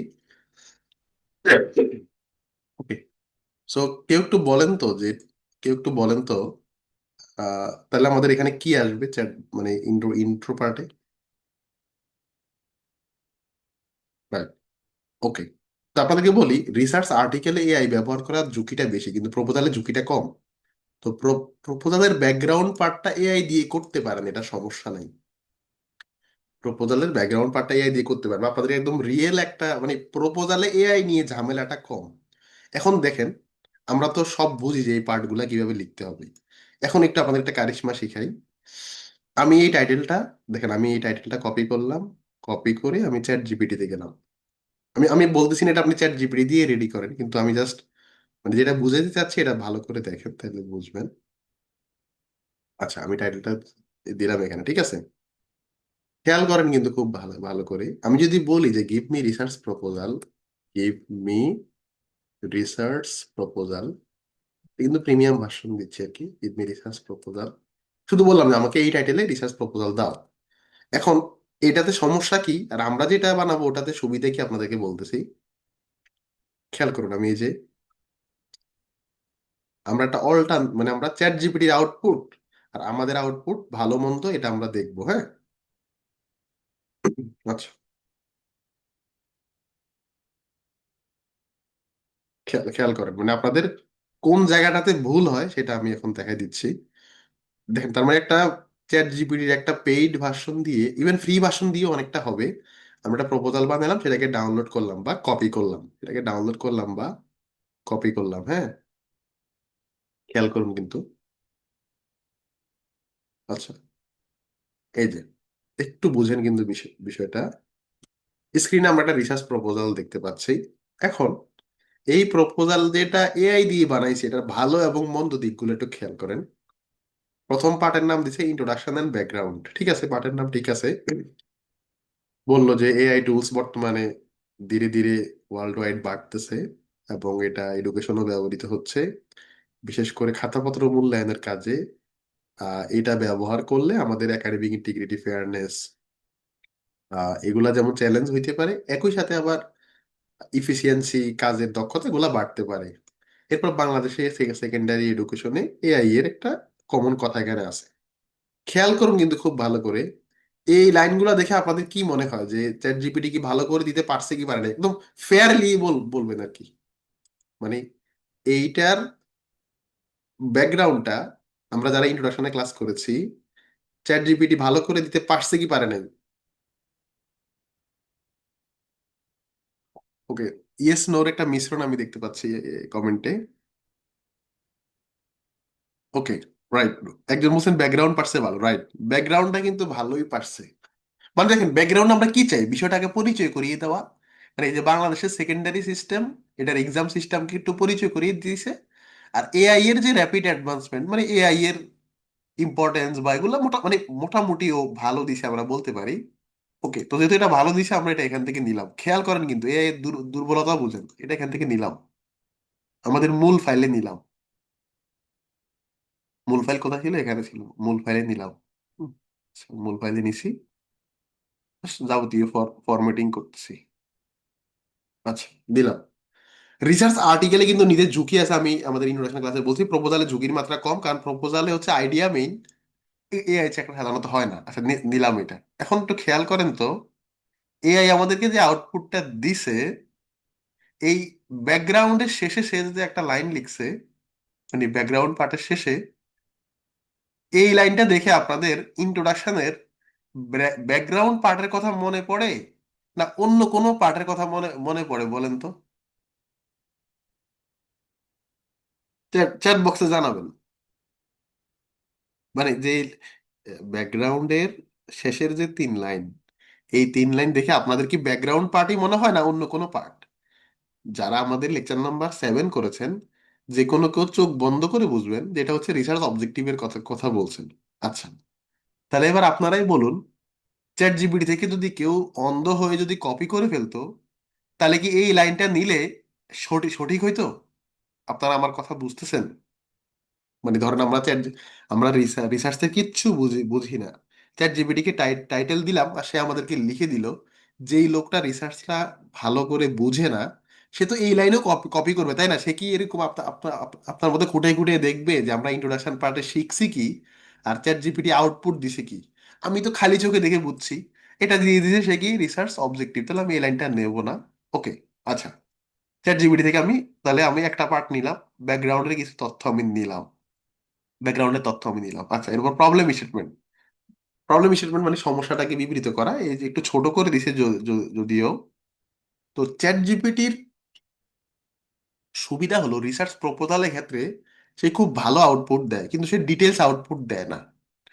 ডিটেলস আউটপুট সে দেয় না, ঠিক আছে? যেমন এখানে আপনি লাইনগুলা পড়েন, বলছে যে বাংলাদেশের ট্রেডিশনাল এডুকেশন সিস্টেম হচ্ছে মেমোরি বেস, এবং শিক্ষার্থীরা জাস্ট পরীক্ষার খাতায় শুধু লিখে আসে। আর এআই টুলস গুলা যদি আমরা ব্যবহার করি, তাহলে কন্টেন্ট জেনারেশন, মানে পরীক্ষার খাতা মূল্যায়নে বিকল্প সিস্টেম জেনারেট করা সম্ভব। এই লাইনগুলো এখানে দিছে, মানে অর্থাৎ সমস্যা এবং সমস্যার উত্তরণের একটা উপায় এখানে দিছে। এতটুকু পড়ে মোটামুটি প্রবলেম স্টেটমেন্টটা হইছে হইছে না? আমার কথা আগে বুঝেন, মানে এতটুকু তো কমন নলেজ, মানে মোটামুটি প্রবলেম স্টেটমেন্টে কিছুটা কথা এখানে আসছে, তাই না? কিছুটা কথা এখানে আসছে। আমি সবলতা বলতেছি, দুর্বলতা বলতেছি। অনেকে যে বলেন যে এআই ইউজ করবো নাই করবো না, ওকে, এতটুকু দেখলে ওকে আছে যে হ্যাঁ, ট্রেডিশনাল সিস্টেমের সমস্যা আর এআই এর সুবিধাটা এখানে তুলে ধরে, যেটা আমরা প্রবলেম স্টেটমেন্টে করি। এবার পরের লাইনটা খেয়াল করেন তো, বললো there is a limited empirical evidence. বললো যে এই বিষয়ে যে কাজগুলা হয়েছে সেগুলার কিছু লিমিটেশন এখানে তুলে ধরছে। বলেন তো, এই লাইনটা এই লাইনটা প্রবলেম স্টেটমেন্টের সাথে মিলে, না অন্য কোনো এলিমেন্টের সাথে মিলে? মানে আমরা তো একদম একদম মানে টু দা পয়েন্ট যদি আমরা চিন্তা করি, আর একটা প্রপোজালকে যারা আমরা শিখছি, এটা কিন্তু মিলে রিসার্চ গ্যাপের সাথে বা রেস্টালের সাথে। তার মানে সেটা আবার প্রবলেম স্টেটের মধ্যে এটা কিন্তু ঢুকাই ঢুকাই দিছে। অন্যরা বুঝবে না, আপনি বুঝবেন, ঠিক আছে? ওকে, তাহলে আমি এটা নিলাম না, এখান থেকে এই লাইনটা নিলাম না। ধরেন প্রথম দুই লাইন নিলাম। আচ্ছা, প্রথম দুই লাইন আমি নিলাম আমাদের মূল কাজে। প্রথম দুই লাইন নিলাম। খেয়াল করেন কিন্তু, আচ্ছা, প্রথম দুই লাইন যে আমি নিলাম চ্যাট জিপিটি থেকে, এখনো কথা আছে। মানে এআইটা প্রপোজালের ক্ষেত্রে ব্যবহার করা যাবে, কিন্তু অন্ধ হয়ে করা যাবে না। আচ্ছা, এখানে প্রথম লাইন বললো যে বাংলাদেশের এডুকেশন সিস্টেম মেমোরি বেসড, এবং শিক্ষার্থীরা আসলে শুধুমাত্র খাতায় পৃষ্ঠা পর পৃষ্ঠা লিখে আসতে পছন্দ করে। আচ্ছা, বাংলাদেশের এডুকেশন সিস্টেম যে মেমোরি বেস, এটা আমি জানি, আপনি জানেন? বলেন তো, যেই লোকটা ভিয়েতনাম থেকে এই পেপারটা পড়বে, সে কি জানে? না, আপনারা জাস্ট চ্যাট বক্সে রিপ্লাইটা দেবেন, তাহলে আমি আপনাদের সাথে মানে এই বিষয়টা বুঝে দিতে পারবো। বাংলাদেশের এডুকেশন সিস্টেমে এটা মেমোরি বেস, এটা আমরা ধরেন যারা পড়াশোনা করতেছি আমরা জানি। কিন্তু রিসার্চ আর্টিকেল বা রিসার্চ প্রপোজাল কি শুধু আমার নিজের ডকুমেন্ট? এটা তো রিসার্চ, এটা তো ওয়ার্ল্ড ওয়াইড ডকুমেন্টস। সো এই লাইনটা যে চ্যাট জিপিটি দিছে, এই লাইনটা সত্য, কিন্তু এটা রেফারেন্স দরকার আছে নাকি নাই? এই যে লাইনটা বাংলাদেশ সিস্টেম মেমোরি বেস, তাহলে এটা রেফারেন্স দরকার দরকার আছে। আচ্ছা, এবং এআই টুলস ব্যবহার করলে এই এই উন্নতি হবে, এআই টুলস ব্যবহার করলে এই উপকার হবে, এইটাও দেখতে কমন নলেজ হলো, আমি মনে করি রেফারেন্স দেওয়ার দরকার। ওকে, তার মানে ইন্ট্রোডাকশনের এলিমেন্ট টুতেই আমাদের আবার ওই যে আমরা লেকচার নাম্বার 7-এ যা শিখছি এগুলা প্রয়োগ করা শুরু হবে। এগুলা প্রয়োগ করা শুরু হবে, ঠিক ঠিক আছে। ওকে, তাহলে এখন আমরা যেহেতু রেফারেন্সিং এর কথাবার্তা এখানে চলে আসছে, তাহলে আমরা এখন ইতে আসি, মানে একটা, মানে আমি যেভাবে রিয়েলি কাজ কাজ করি সেটাই দেখাই। তাহলে আমাদের এখন কাজ হবে, আমাদের যে জোটেরও সফটওয়্যারটা আছে, রেফারেন্সিং সফটওয়্যার, খেয়াল করুন। আমরা এখন এআই ইন এক্সাম বা এআই ইন অ্যাসেসমেন্ট নামে একটা ফোল্ডার করবো, মানে আমরা জোটেরোতে একটা ফোল্ডার করবো, হ্যাঁ। আমরা এখন এই যে জোটেরোতে একটা ফোল্ডার করব। ফোল্ডার কিভাবে করবো এটা সবার জানা উচিত। লেকচার নাম্বার 4 যারা করছেন তারা ফোল্ডার করতে পারা উচিত। ঠিক আছে, অর্থাৎ আমরা এখানে, যেহেতু আমাদের এই যে ইন্ট্রোডাকশনের এলিমেন্ট 2 থেকেই রেফারেন্সিং শুরু হয়ে যাবে, কিছু কিছু রেফারেন্স আসবে। সো আমরা এখন জোটেরোতে গিয়ে আমাদের যে প্রজেক্টের নাম কি, এআই ইন এডুকেশন, ঠিক আছে, বা এআই ইন এক্সাম, এই নামে একটা ফোল্ডার করে নিলাম। ফোল্ডার করে নেওয়ার সাথে সাথে আমার ল্যাপটপে আমি এআই, মানে এআই রিলেটেড যে আমার ফোল্ডারটা আছে বা যে আর্টিকেলগুলো আমি অলরেডি ডাউনলোড করে রাখছি, সেগুলোকে আমি এখানে আপলোড করে করে দেব। আচ্ছা, এগুলার কি ব্যাখ্যা দেওয়া লাগবে যারা লেকচার 4 করছেন? আপনারা রিয়েলি বলেন তো যে ভাই আপনি এখন যে কথাটা বলছেন এটা তো বুঝি না, এটার ব্যাখ্যা দেবেন, এগুলো কি ব্যাখ্যা দেওয়া দরকার আছে? এগুলো খুব ভালো করে দেখাইছি না, যে কোনো বিষয়ে কাজ করতে হলে সেই বিষয়ে একটা ফোল্ডার এখানে আনতে হবে। আমি সবসময় এটা ফিল করি, আপনাদেরকে কেন আগের ক্লাসগুলো করার প্রতি আমি এতটা জোর দিছি। দেখেন, র্যান্ডমলি আমি কোথাও গিয়ে রিসার্চ প্রপোজাল লেখার ক্লাস নিতে পারবো না। এখন নিতে পারতেছি কারণ এই যে আমি বলতেছি লেকচার 4-এ আমি এটা শিখাইছি, লেকচার 7-এ আমি ইন্ট্রোডাকশনের এই এলিমেন্ট ধরে ধরে শিখাইছি, এবং লেকচার 7-এ শিখাইছি বলেই আপনারা বুঝে গেছেন যে চ্যাট জিপিটি আউটপুট দিছে ঠিকই, কিন্তু সে ব্যাকগ্রাউন্ডের মধ্যে সে অবজেক্টিভ ঢুকাই ঢুকাই দিছে, তার এই দুর্বলতাগুলো আছে। ঠিক আছে। ওকে। ওকে, তার মানে আমি রিলেভেন্ট আর্টিকেলগুলো এখানে আপলোড দিয়ে দিলাম, যেগুলো আমি আহ, আমার এই কাজের জন্য আমি ডাউনলোড করে রাখছি, এই যেগুলো আপলোড হচ্ছে। একটু আমাদের অপেক্ষা করতে হবে আপলোড হতে। আচ্ছা, সো চ্যাট জিপিটি থেকে আমি দুইটা লাইন নিলাম, লাইন নিচেই ঠিক আছে। এবার আমার দেখতে হবে এই দুইটা লাইন সত্য কিনা। আর সত্য হলে এটা রিয়েল রেফারেন্সটা আমার দিতে হবে, সত্য হলে রিয়েল রেফারেন্সটা দিতে হবে। এবার আমি লাইনটা গুগলে সার্চ করে হোক, যেখান থেকে হোক, আমার এটা রিয়েল রেফারেন্সকে আমার রেফারেন্সিং করতে হবে, ঠিক আছে। আচ্ছা, এখানে আসুক এগুলা, একটু ধৈর্য ধরে দেখেন। আমি রিয়েলি একটা প্রপোজাল করে দেখাই, আপনারাও প্রপোজাল করতে পারবেন। আর্টিকেলের ক্ষেত্রে এআই ব্যবহার করার সুযোগটা একটু কম, ডিরেক্ট ব্যবহার করার সুযোগ কম, কিন্তু প্রপোজালের ক্ষেত্রে কিন্তু অবারিত সুযোগ। শুধু আপনি একটু মাথাটা খাটাইলে হবে, ঠিক আছে। আচ্ছা, আমরা একটু অপেক্ষা করি এগুলো আসুক। তো লেট হওয়ার কথা না, কিন্তু লেট হচ্ছে। আচ্ছা, আস্তে আস্তে বলে দেই, আজকের পরে তো আপনারা ধরেন প্রায় 7 দিন বন্ধ পাবেন।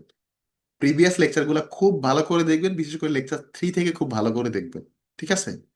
কারণ এগুলো যদি না দেখেন, আমার আজীবন যতই আমি বলবো, আগের লেকচারগুলোর সাথে আপনারা কানেক্ট করতে না পারলে তখন আর ক্লাসটা বুঝবেন না। ঠিক আছে, ঠিক আছে। আচ্ছা, আমি চাই না যে আপনারা প্রপোজাল লিখতে গিয়ে আমাকে বারবার নক দেন, আপনারা নিজেরাই কাজটা নিজেরাই যেন পেরে যান, আমি এটা চাই। ঠিক ঠিক আছে। ওকে। আচ্ছা, এই যে আসতেছে, আর সময় লাগবে না আশা করি। আচ্ছা, এটা আগে আসুক। সরি, একটু লেট হচ্ছে। মেবি ফাইলগুলা মেবি বড়, এই জন্য। আচ্ছা, তো খেয়াল রাখবেন যে রিসার্চ আর্টিকেলে আমরা সাধারণত অন্য রিসার্চ আর্টিকেল বা অন্য বুকস থেকে বেশি তথ্য নেই। মানে রিসার্চ আর্টিকেল যেহেতু আমরা জার্নালে পাবলিশ করি, সেক্ষেত্রে ওখানে স্কলারলি ডকুমেন্ট আসে বেশি। কিন্তু রিসার্চ প্রপোজালটা, গ্রান্ট প্রপোজাল বা একাডেমিক প্রপোজাল, প্রপোজালটা আমরা কিন্তু দেই মূলত একটা, ধরেন, নতুন সমস্যা বা খুব ইমার্জিং টপিক। সেক্ষেত্রে প্রপোজালে পত্রপত্রিকার রেফারেন্স বা রিপোর্টের রেফারেন্স হলে কোনো সমস্যা নেই। মানে রিসার্চ আর্টিকেলটা আমরা যতটা যত্ন করে লিখি, আমি বলতেছি না আপনি প্রপোজাল যত্ন করে লিখবেন না, আমি বলতেছি প্রপোজালের ক্ষেত্রে একটু ছাড় আছে। মানে প্রপোজালে আমরা পত্রিকার রেফারেন্স ইউজ করি বা বিভিন্ন ওই রিপোর্ট থেকে ওই ইনফোগুলা নেই। আচ্ছা, আমি কেটে দিই, লেট হয়ে যাচ্ছে। ওকে, আমাদের প্রায় চলে আসছে। তার মানে সোজা কথা, ধরেন এগুলো হচ্ছে আমাদের এই টপিক রিলেটেড আর্টিকেল। এগুলো আমি এখানে আপলোড করে দিলাম, এগুলো এখানে আপলোড করে দিলাম। আচ্ছা, আমি জাস্ট করে দিলাম আপলোড। ঠিক আছে। আচ্ছা, এখন এই যে আমি লাইনটা নিলাম, চ্যাট জিপিটি লাইনটা দিছে, তাহলে Bangladeshi examination system largely memory based. এখন দেখি এই লাইনটা একটু আমি গুগলে সার্চ করে দেখি এই লাইনটা আসলে সত্য কিনা, বা এই লাইনটার কোনো স্কলারলি সোর্স আমরা পাই কিনা। গুগলও সার্চ করতে পারি, সাই স্পেসও সার্চ করতে পারি, হ্যাঁ। তো মোস্ট লাইকলি এটা পেয়ে যাবেন, বুঝছেন। মানে যেটা আমরা নিজেরা জানি সেটা বেশিরভাগ ক্ষেত্রে পেয়ে যাবেন। ধরেন আপনি অনলাইনে কয়েকটা আর্টিকেলে পাইছেন, সেক্ষেত্রে ন্যূনতম একটা আর্টিকেলকে আপনি সাইট করে দেবেন। ন্যূনতম ধর আপনি এই আর্টিকেলটাতে পাইছেন যে বাংলাদেশের এডুকেশন সিস্টেমটা হচ্ছে মেমোরি বেসড, এটা ধরেন এখানে কোনো একটা জায়গায় এই যে পেলেন, এই আর্টিকেল আপনি পেলেন। তাহলে আপনার কাজ হবে কি, আর্টিকেলটা ডাউনলোড করে জোটরোতে আপলোড করা, অথবা ডাউনলোড করে না করলেও যে কোনো মেথডে এই আর্টিকেলটা জোটেরোতে এন্ট্রি করা, তাই না? এটা তো যারা লেকচার নাম্বার 4 করছেন, খুব ইজিলি বোঝা উচিত যে এই আর্টিকেল থেকে তথ্যটা পাইছি, তো এই আর্টিকেলটা আমরা দিয়ে দিলাম। ঠিক আছে, ঠিক আছে। মানে জোটেরোতে অ্যাড করে দিলাম। এই যে আমার জোটেরোতে এই এডুকেশন রিলেটেড এই আর্টিকেলটা কিন্তু জোটেরোতে চলে আসবে। এইবার আমি প্রবলেম স্টেটমেন্টে গিয়ে এই যে প্রথম লাইনটা রেফারেন্সিং করবো, ন্যারেটিভ হইতে পারে, প্যারেন্থেটিক্যাল হইতে পারে, যে কোনো রেফারেন্সিং স্টাইল জোটেরোতে প্রথমবার স্টাইলটা সেট করে দিবেন। যেই যেই ব্যাকগ্রাউন্ডে আসেন আর কি, আমি এপিএ দিলাম, আপনি অন্য ব্যাকগ্রাউন্ডে দিতে পারেন। প্রথমবার স্টাইলটা সেট করে দিবেন। এরপর লেখা আছে অ্যাড সাইটেশন। এবার অ্যাড সাইটেশনে গিয়ে যে আর্টিকেলটাকে সাইট করতে চান সেটা সাইট করে দেবেন। আমি অ্যাড সাইটেশনে ক্লিক করলাম। অ্যাড সাইটেশনে গিয়ে ওই ওই আর্টিকেলটা সিলেক্ট করে দেবেন। এখান থেকেও করতে পারবেন, আপনি চাইলে ভেতরে ঢুকেও ওই আর্টিকেলটা সিলেক্ট করতে পারবেন। তাহলে দেখুন, স্টেটমেন্ট অফ দ্য প্রবলেমে আমরা একটা আর্টিকেলকে সাইট করেছি। চ্যাট জিপিটি আমাদেরকে আউটপুট দিছে ঠিকই, কিন্তু সেইটা ছিল কোশ্চেনেবল। এবং যে কোনো কেউ প্রশ্ন করতো যে আমরা এটা কিভাবে শিওর যে বাংলাদেশের এডুকেশন সিস্টেমটা মুখস্থ নির্ভর এবং শিক্ষার্থীরা শুধুমাত্র মানে পৃষ্ঠার পর পৃষ্ঠা লেখে। তাহলে আমরা এখন একটা রেফারেন্স দিয়ে দিলাম, যেটা রিয়েল রেফারেন্স আর কি, রিয়েল অনলাইন থেকে একটা রিয়েল রেফারেন্স দিলাম। এরপর এআই টুলস ইউজ করলে আমাদের এই এই উপকার হবে, এটাও নিশ্চয়ই আমরা কোনো না কোনো আর্টিকেলে পাবো। যদি কমন নলেজ হয় রেফারেন্স দেওয়া লাগবে না, কমন নলেজ না হলে আমরা রেফারেন্স দিয়ে দেবো। আপনি যে আর্টিকেলটাতে এই লাইনটা পাইছেন সেই আর্টিকেলটাকে আপনি রেফারেন্স, বা যদি দুইটা আর্টিকেলে পান তাহলে দুইটা আর্টিকেলকে রেফারেন্স দেবেন। আমরা তো শিখাইছি যে মাল্টিপল সোর্সকে রেফারেন্সিং কিভাবে করতে হয়, তো সেই দুইটা সোর্সকে আপনি রেফারেন্সিং করে দেবেন। দেন ওকে দিয়ে দিলাম। ওকে, এখন প্রবলেম হিসেবে তার এতটুকু না। মানে প্রবলেম হিসেবে তো আমরা আরো লিখবো যে প্রবলেম হিসেবে মানে সমস্যার প্রকৃতিটা। ঠিক আছে। আপনি বলবেন যে বাংলাদেশের এডুকেশন সিস্টেমের যে মানে রানিং যে বর্তমান সিস্টেমটা, এইটার নানান সমস্যাটা আপনি এখানে বলতে থাকবেন। এখন এখানেও আপনি চাইলে এআই ইউজ করতে পারবেন। আপনি ধরেন 4 লাইন লিখে আর লিখতে পারতেছেন না, আপনি এই 4 লাইন যদি কপি করে এআই কে দিয়ে বলেন যে তুমি একটু এক্সটেন্ড করে দাও, এইটার একটু ডিটেলস ভাষণটা দাও তো। যদি বলি যে এক্সটেন্ড, সে আর একটু ডিটেলস দিবে। আর ডিটেলস দিলে আর কি আপনার সুবিধা হবে, এখানে কোন টাইপের লাইন আসবে আপনি বুঝে যাবেন। এটা কমন সেন্স দিয়ে চিন্তা করা যায়। আমরা এখানে সমস্যার প্রকৃতিটা এখানে ব্যাখ্যা করব। ঠিক আছে। চ্যাট জিপিটি আমাদের কিছু ধারণা দিয়ে দিয়ে দেবে। সো এই যে এই এআই ব্যবহার করলে লাভ কি ক্ষতি কি, এখানে একটা ব্যাখ্যা এখানে চলেছে। এখান থেকে কিছু লাইন নিয়ে, অর্থাৎ প্রবলেম স্টেটমেন্টটা লিখে ফেলবেন। কেমনে লিখবেন এটা কিন্তু আমরা লেকচার নাম্বার 7-এ বলেছি যে প্রবলেম স্টেটমেন্টে বিভিন্ন তথ্য উপাত্ত আসবে। আপনি হয়তো বলতে পারেন যে এআই ব্যবহার করার কারণে আহ, এত সময় বাঁচবে, বা টিচাররা চাইলে তাদের রেগুলার কাজের চাইতে 5 গুণ বেশি কাজ করতে পারবে। এরকম বিভিন্ন তথ্য প্রবলেম স্টেটমেন্টে কিন্তু ঢুকবে। অর্থাৎ সমস্যাটা যে একটা জেনুইন সমস্যা যেটা আপনি সলভ করতে চান, সেটা এখানে উল্লেখ করতে হবে। ওয়ার্ল্ড ওয়াইড বিভিন্ন ডেটাও দিতে পারেন, যে অমুক দেশের ডেটা অনুযায়ী ট্রেডিশনাল সিস্টেমে খাতা খাতাপত্র দেখতে এআই এর চাইতে এত বেশি টাইম লাগে। So statement of the problem আমাদের এরকম হয়ে মানে আরো কিছু রেফারেন্স দিয়ে সমস্যা এবং সমস্যার সমাধানটা এখানে ক্লিয়ার হবে। ঠিক আছে। এরপর significance of the study. Significance মানে এই বিষয়ে গবেষণার গুরুত্ব বা রিসার্চ গ্যাপ বা যৌক্তিকতা, এই বিষয়ে কেন আমরা গবেষণা করবো, এটা যৌক্তিকতা আর কি। তো এইটাও আমরা হচ্ছে যে যারা ওই ক্লাস করছে ইজিলি পারি, আপনি তো বলতে পারেন যে এটা করলে এই এই উপকার হবে, এই বিষয়ে রিসার্চ করলে সিগনিফিকেন্স যদি হয় বলবে এই এই উপকার হবে। বলতে পারেন যে আপনার জানার মতো এটাই বাংলাদেশের ফার্স্ট স্টাডি, এরকম কিছু এখানে লিখতে পারেন। ঠিক ঠিক আছে। বলতে পারেন যে this is the first study, মানে এটা বাংলাদেশে এই বিষয়ে করা প্রথম কাজ। ঠিক আছে। এখন দেখি চ্যাট জিপিটি কে যদি আমরা একটু আগে যে বলছি আমাকে একটা বানাই দাও, সে দেখি কি বানাইছে এবং তার কাছ থেকে আমরা কিছু নিতে পারি কিনা। সে খুব ছোট করে লিখছে এখানে যে দেয়ার ইজ এ লিমিটেড, মানে বললো যে এই বিষয়ে অনেক কম কাজ হয়েছে। সে এখানে লিখছে এই বিষয়ে অনেক কম কাজ হয়েছে। এখন আমরা যারা রিসার্চ একটু বুঝি, আমরা এখানে ডিটেলস লিখবো আর কি, বুঝছেন, ডিটেলস লিখবো যে এই বিষয়ে যে কাজগুলো হয়েছে সেগুলো একটা ছোট্ট ওভারভিউ দিতে পারেন। এই বিষয়ে কি কম কাজ হয়েছে, যেই কাজগুলো হয়েছে সেগুলো হয়েছে প্রাইভেট ইউনিভার্সিটির উপর, সেগুলো হয়েছে ওয়ার্ল্ডের অন্যান্য দেশে। এরকম করে করে আমরা কিছু রেফারেন্স এখানে দিয়ে দিয়ে দিয়ে দেবো। যারা আমাদের ইন্ট্রোডাকশনে ক্লাস করছেন তারা কিন্তু এই পার্টটা ইজিলি বুঝার কথা, ইজিলি বুঝার কথা যে এখানে আমরা কি কি দেবো, এই বিষয়ে কাজের যৌক্তিকতা এখানে দেবেন। যৌক্তিকতা প্লাস গ্যাপটাও দিতে পারেন। গ্যাপ মানে বলতে পারেন আপনার মেথড ইউনিক, বা আপনার এরিয়া ইউনিক, বা এটা বাংলাদেশের প্রথম কাজ, এটা বলতে পারেন। ঠিক আছে। সো এই ইম্পর্টেন্স বলতে গিয়েও যদি কোথাও রেফারেন্স ইউজ করা লাগে, তাহলে আপনি অ্যাজ ইউজুয়াল নিয়মে রেফারেন্স ইউজ করবেন। আমি এটা বেশি বিস্তারিত দেখাচ্ছি না, কারণ ইন্ট্রোডাকশন ক্লাসে এগুলা খুবই ডিটেলস দেখানো হয়েছে। এখন মানে বারবার দেখানোটা আপনার জন্য বিরক্তকর, আমাদের জন্য সময় ক্ষেপণ হবে আর কি। ঠিক ঠিক ঠিক ঠিক আছে। আচ্ছা, এখন খেয়াল করেন এখানে একটা অথর অ্যাড করছি, ডেট আসে নাই। যখনই দেখবেন কোনো ডকুমেন্টের ডেট আসে নাই, ধরে নিবেন যে আপনি ডকুমেন্টটা যখন আপলোড করছেন নিশ্চয়ই সেখানে ডেটটা হয়তো আসে নাই। দেখেন এই যে এই ডকুমেন্ট গুলা কিন্তু যখন আমরা আপলোড করছি কোনো না কোনো কারণে এটা ডেট আসে নাই। ওই যে আমি পুরাটা হওয়ার আগেই যে আমি ডিলিট করে দিছিলাম, মানে ডকুমেন্ট আপলোড হওয়ার আগেই যে আমি কেটে দিছিলাম, এই জন্য মেবি হয় নাই আর কি। তো এটা একটা টেকনিক্যাল এরর, এটা আশা করি ঠিক হয়ে যাবে। এটা কেটে দেই আবার।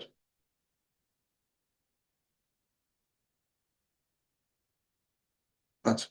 তো সিগনিফিকেন্স এগুলো ইন্ট্রোডাকশন ক্লাসে ডিটেলস দেখা যায়। এরপর অবজেক্টিভ, একমাত্র চ্যাট জিপিটি থেকে হালাল ভাবে যদি বলি আর কি, অবজেক্টিভ নিলে কোনো সমস্যা নাই যদি চ্যাট জিপিটি যে অবজেক্টিভটা দিছে এটা যদি আপনার সাথে যদি অ্যালাইন করে। এখন আমি চ্যাট জিপিটি কে বলবো, এটা চ্যাট জিপিটি থেকে নিতেই পারেন, কোনো সমস্যা নাই। চ্যাট জিপিটি কে বলবো যে আমাকে 1 general objective and 5 specific objective, আমাকে একটা জেনারেল অবজেক্টিভ দাও, 5টা স্পেসিফিক অবজেক্টিভ দাও। এটা চ্যাট জিপিটি থেকে নিলে কোনো সমস্যা না। অবজেক্টিভ টাইটেল এগুলার কোনো এআই চেক হয় না, এগুলার হচ্ছে যে মানে হওয়াটা জরুরি আর কি। এখন দেখেন অবজেক্টিভ অফ দ্য স্টাডি খেয়াল করি, চ্যাট জিপিটি থেকে নিলাম বা যে কোনো এআই থেকে নিলাম, সে আমাকে কিছু অবজেক্টিভ দিছে। এখন সেই অবজেক্টিভের মধ্যে কোনটা রাখবো কোনটা রাখবো না, এটাই হচ্ছে এখানে মেইন আলাপ, যে কোন অবজেক্টিভ রাখবো আর কোনটা রাখবো না। এটা একমাত্র রিসার্চার নিজে জানবে যে সে আসলে কি বের করতে চায়। তো দেখুন, জেনারেল অবজেক্টিভ চ্যাট জিপিটি সবসময় ঠিক দেয়, এটা নিয়ে টেনশন করার জন্য। আর স্পেসিফিক অবজেক্টিভ যেটা, চ্যাট জিপিটি বলছে আমাদের এই 5টা স্পেসিফিক অবজেক্টিভ। বললো যে বাংলাদেশের সেকেন্ডারি এডুকেশনে কোন কোন টাইপের এআই টুলস বর্তমানে ব্যবহৃত হয় সেটা আমরা দেখব। আপনার যদি মনে হয় এটা আপনার নিজেরও উদ্দেশ্য তাহলে আপনি এটা রাখবেন, তাহলে এটা রাখবেন না। আচ্ছা। বললো যে যে এআই টুলস গুলা ব্যবহৃত হয় সেগুলা এক্সাম ফরম্যাট, কোশ্চেন ডিজাইন সেখানে ব্যবহৃত হয় কিনা সেটা দেখবো। আপনার যদি মনে হয় যে না আমি এটা দেখতে চাই না, তাহলে এটা বাদ দেন। এবং বললো যে আমি এআই ব্যবহার করার ক্ষেত্রে আমরা এখনো রেডি কিনা এটা নিয়ে টিচারদের ওপিনিয়ন জানতে চাচ্ছি। যদি আপনার মনে হয় এটা আপনার গবেষণার সাথে সামঞ্জস্যপূর্ণ, আপনি এটা রাখতে চান রাখবেন, তাহলে বাদ দেবেন। এখানে আবার শিক্ষার্থীদের এআই নিয়ে পারসেপশন, আপনি যদি শিক্ষার্থীদের বাদ দিতে বাদ বাদ দেবেন মানে আপনার টাইটেলের উপর বেস করে কি অবজেক্টিভ হইতে পারে এটা চ্যাট জিপিটি মোস্ট লাইকলি 99% সঠিকভাবে আপনাকে সাজেস্ট করবে। এর মধ্যে যেটা আপনি রাখতে চান, যেটা আপনি রাখতে চান না সেটা আপনি করবেন। যেমন লাস্ট বললো যে এআই ব্যবহার করার ethical concern, academic integrity, accessibility, অর্থাৎ চ্যালেঞ্জ গুলা দেখতে চাই। আপনার যদি মনে হয় হ্যাঁ আমি সমস্যাটা তুলে ধরবো, সমস্যা নিয়ে টিচারদের ওপিনিয়ন নেব, আবার সমস্যা চ্যালেঞ্জ নিয়ে কাজ করব, ওকে তাহলে আপনি এগুলো রাখলেন, মানে আপনি যেটা রাখতে চান ওটাই রাখবেন, ঠিক আছে। আচ্ছা, এগুলাকে আমরা জাস্ট এবিসিডি দিয়ে দিই। তাহলে আমরা অবজেক্টিভ লেখা হয়ে গেল, জেনারেল অবজেক্টিভ আর স্পেসিফিক অবজেক্টিভ, ঠিক আছে। এরপর রিসার্চ কোশ্চেন আর হাইপোথিসিস। হাইপোথিসিস সাধারণত থাকে কোরিলেশনাল বা এক্সপেরিমেন্টাল স্টাডিতে, মোস্ট অফ দ্য স্টাডিতে থাকে না, এটা বাদ দিলাম। মেথোডোলজি ক্লাসে বুঝবেন যে কোন কোন কাজে থাকে। রিসার্চ কোশ্চেন কি, ওই রিসার্চ কোশ্চেন রিসার্চ অবজেক্টিভের মতোই, এটাও চ্যাট জিপিটি থেকে। চ্যাট জিপিটি কে যদি বলেন যে এগুলা আমার রিসার্চ অবজেক্টিভ, এটা হচ্ছে আমার রিসার্চ অবজেক্টিভ, তুমি আমাকে রিসার্চ কোশ্চেন দাও, গিভ মি রিসার্চ কোশ্চেন। আচ্ছা, গিভ মি রিসার্চ কোশ্চেন, তো সে কোশ্চেন অবজেক্টিভ আর কোশ্চেন আসলে একই রকম, দিয়ে দেবে। অনেকে ভাবতেছে ভাই এটা এআই দিয়ে করতেছি হইব কিনা। এটা এআই দিয়ে করলে কোনো সমস্যা নাই যদি আপনার পয়েন্টগুলো যদি ইউনিক থাকে এবং আপনি আসলেই রিসার্চ করে এগুলো বের করতে পারবেন এমনটা যদি থাকে। এখন আমরা যারা প্রপোজাল লিখি, লেখার সময় আমাদের খেয়াল থাকে না, হ্যাঁ, ওই যে ইভ্যালির মতো মানে ডিসকাউন্ট দেওয়ার সময় খেয়াল থাকে না, কিন্তু পরে প্রোডাক্ট দিতে পারে না আর কি। তো আমরা অনেক সময় অবজেক্টিভ লেখার সময় খুবই উচ্চাভিলাষী লিখি, যে দেখি যে চ্যাট জিপিটি 5টা সাজেস্ট করছে সবগুলো আমি বের করতে চাই। কিন্তু আপনি তো এখানে প্রমিস করতেছেন, কিন্তু পরে তো এটাই আপনার করা লাগবে। তো একাডেমিক প্রপোজাল লেখার সময় খুবই কেয়ারফুলি প্রপোজাল গুলা সেট সেট করবেন, যেটা আপনি পারবেন সেটাই শুধু রাখবেন। আর হায়ার স্টাডির ক্ষেত্রে হয়তো আপনার এইটা নিয়েই পরবর্তীতে পিএইচডি করতে হবে তা না, তবুও রিয়েলিস্টিক রাখবেন। এখন আপনি যদি একই রিসার্চ আপনি দুনিয়ার হিউজ অবজেক্টিভ দিয়ে রাখেন তাহলে কিন্তু এটা আসলে রিয়েলিস্টিক না। এবং অনেকে দেখি যে 6টা 7টা 8টা অবজেক্টিভ বা 8টা রিসার্চ কোশ্চেন দিয়ে রাখে, এগুলো কিন্তু রিয়েলিস্টিক না। মানে এগুলা দেখতে প্রফেসররা অভ্যস্ত না, সো বুঝবে যেটা আপনি আসলে রিসার্চটা অত বুঝেন না বলে আপনি আন্দাজ যতগুলো দিয়ে দিচ্ছেন। সো হয়ে গেল আমাদের ইন্ট্রোডাকশন পার্ট। মানে আমরা ছোট, আমরা তো এটা পুরাটা করি নাই, আমি বলতেছি প্রথমে ব্যাকগ্রাউন্ড বিষয়টাকে পরিচয় করে দেওয়া, পরে সমস্যাটার বর্ণনা ডিটেলস রেফারেন্সিং সহ, পরে রেশনাল মানে যুক্তিকতা বা গ্যাপ বা ইউনিকনেস, এরপর objective research question. Literature review লাগবে না, যদি প্রতিষ্ঠান বলে লাগবে তাহলে আপনি রাখবেন, নাহলে লাগবে না। আচ্ছা, মেথডোলজির আলাপে জাস্ট 10 মিনিট পরে আসতেছি। এবার খুচরা কিছু জিনিস, যে কোনো প্রপোজালের এই খুচরা বিষয়গুলো আপনাদেরকে অনেক পেইন দেয়, সেগুলো নিয়ে কথা বলছি। আচ্ছা, প্যারাফ্রেজ করতে হবে কিনা এটাও বলতেছি। বেশিরভাগ ক্ষেত্রে রিসার্চ প্রপোজাল এআই চেক হয় না, খুব রেয়ার কেসে এটা এআই চেক হইতে পারে।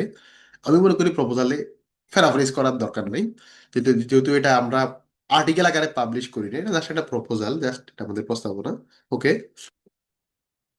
লিটারেচার রিভিউ বা থিওরিটিক্যাল ফ্রেমওয়ার্ক যদি ওই প্রতিষ্ঠান চায় তাইলে দেবেন, নাইলে দেবেন না, ঠিক আছে। ওকে, ওকে ঠিক আছে। একজন বলছেন আর্টিকেলে একের অধিক অবজেক্টিভ থাকলে কি ফোকাস নষ্ট হয় না? একের অধিক অবজেক্টিভ থাকলে ফোকাস নষ্ট হয় না। আচ্ছা, এবার কিছু জিনিস আপনাদের একটু বলি।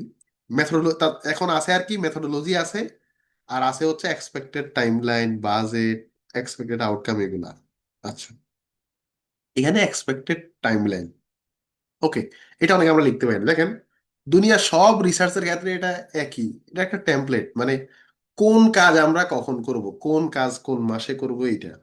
তা আপনারা করবেন কি, আপনাদেরকে আমি যে নমুনা আর্টিকেল গুলো দিছি ওখান থেকে যে কোনো একটা নমুনা আর্টিকেল ওপেন করবেন, সেই নমুনা আর্টিকেলের এক্সপেক্টেড টাইমলাইনটা কপি পেস্ট করবেন।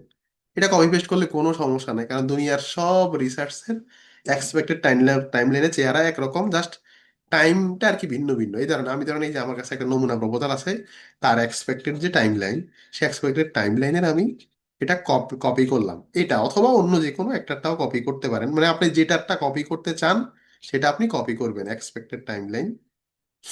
এই যে এটা এটা করতে পারেন, এটা একটু সুন্দর সুন্দর হয়েছে, এটা কপি করে, কারণ এগুলা সব রিসার্চে দেখতে একরকম। তা আমি যে এক্সপেক্টেড টাইমলাইন কপি করলাম, এই যে এটা কপি কপি করে দিলাম, মানে পেস্ট করে দিলাম। দেখেন, মানে এখন ধরেন আপনার এই কাজ যদি হয় 12 সপ্তাহ ব্যাপী, আপনি এখানে উইক রাখলেন, উইক। আপনার এখানে যদি হয় কাজটা পুরো 1 বছর জুড়ে হবে, তাহলে আপনি এখানে ধরেন মন্থ রাখবেন, মন্থ, যে 12 12 মাসে 12, ওই যে কোন মাসে কি কাজ করবেন আর কি, এরকম। তো এগুলা বিভিন্ন প্রপোজালে এই নমুনাগুলা পাওয়া যায়।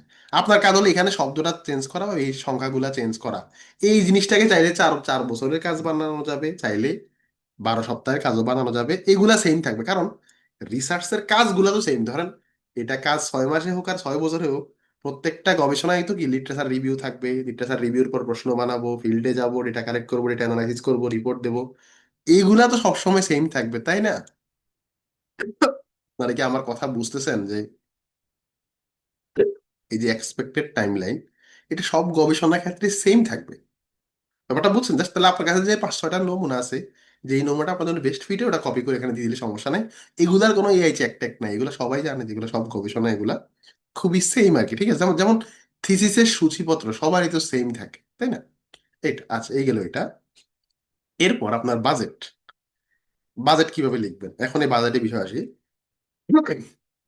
একাডেমিক প্রপোজালে বাজেট বাজেট দিতে হয় না, বা বাজেট দিলেও সেটা একটা দামি বাজেট দেবে, ঠিক আছে?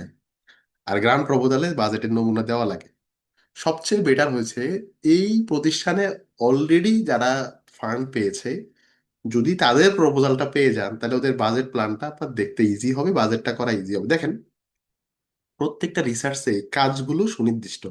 সব রিসার্চে আমরা একই টাইপের কাজই আমরা করি। মানে রিসার্চের ধরন যদি এক হয়, কাজও একই হয়। সেটা 10 লাখ টাকা প্রজেক্টের হলেও যে কাজগুলা করি, 20 লাখ টাকা প্রজেক্টেরও একই কাজ করি, হয়তো কলে ভরে একটা বড়, কলে ভরে ছোট।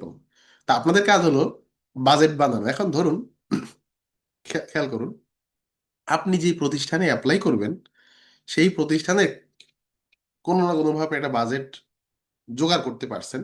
হ্যাঁ, আপনি বাজেট জোগাড় করতে পারছেন। এই যেখানে একটা বাজেট এখানে দেওয়া আছে, 2 লাখ টাকার বাজেট, এটা একটা নর্মাল একটা বাজেট। কিন্তু আর একটু ভালো বাজেট দেখাই, খেয়াল করেন। এই যে, এটা হচ্ছে প্রায় 7.5 লাখ টাকার একটা বাজেটের একটা নমুনা, যেটা আপনি প্রিভিয়াস কোনো একটা রিসার্চে পাইছেন। ওকে, এখন দেখেন, তো বাজেটের বিষয় বলি। প্রথম কথা হলো বাজেটিংটা কিভাবে হবে, এটা নিয়ে চাইলে আলাদা পড়াশোনা আছে, এবং এটা নিয়ে অনেকে মাস্টার্সও করে। মানে এগুলা অনেক ডিপে যাওয়া যায়, কিন্তু আমাদের তো এত ডিপে যাওয়ার দরকার নাই, আমরা রিসার্চের পারপাসে এতটুকু শিখলে হবে।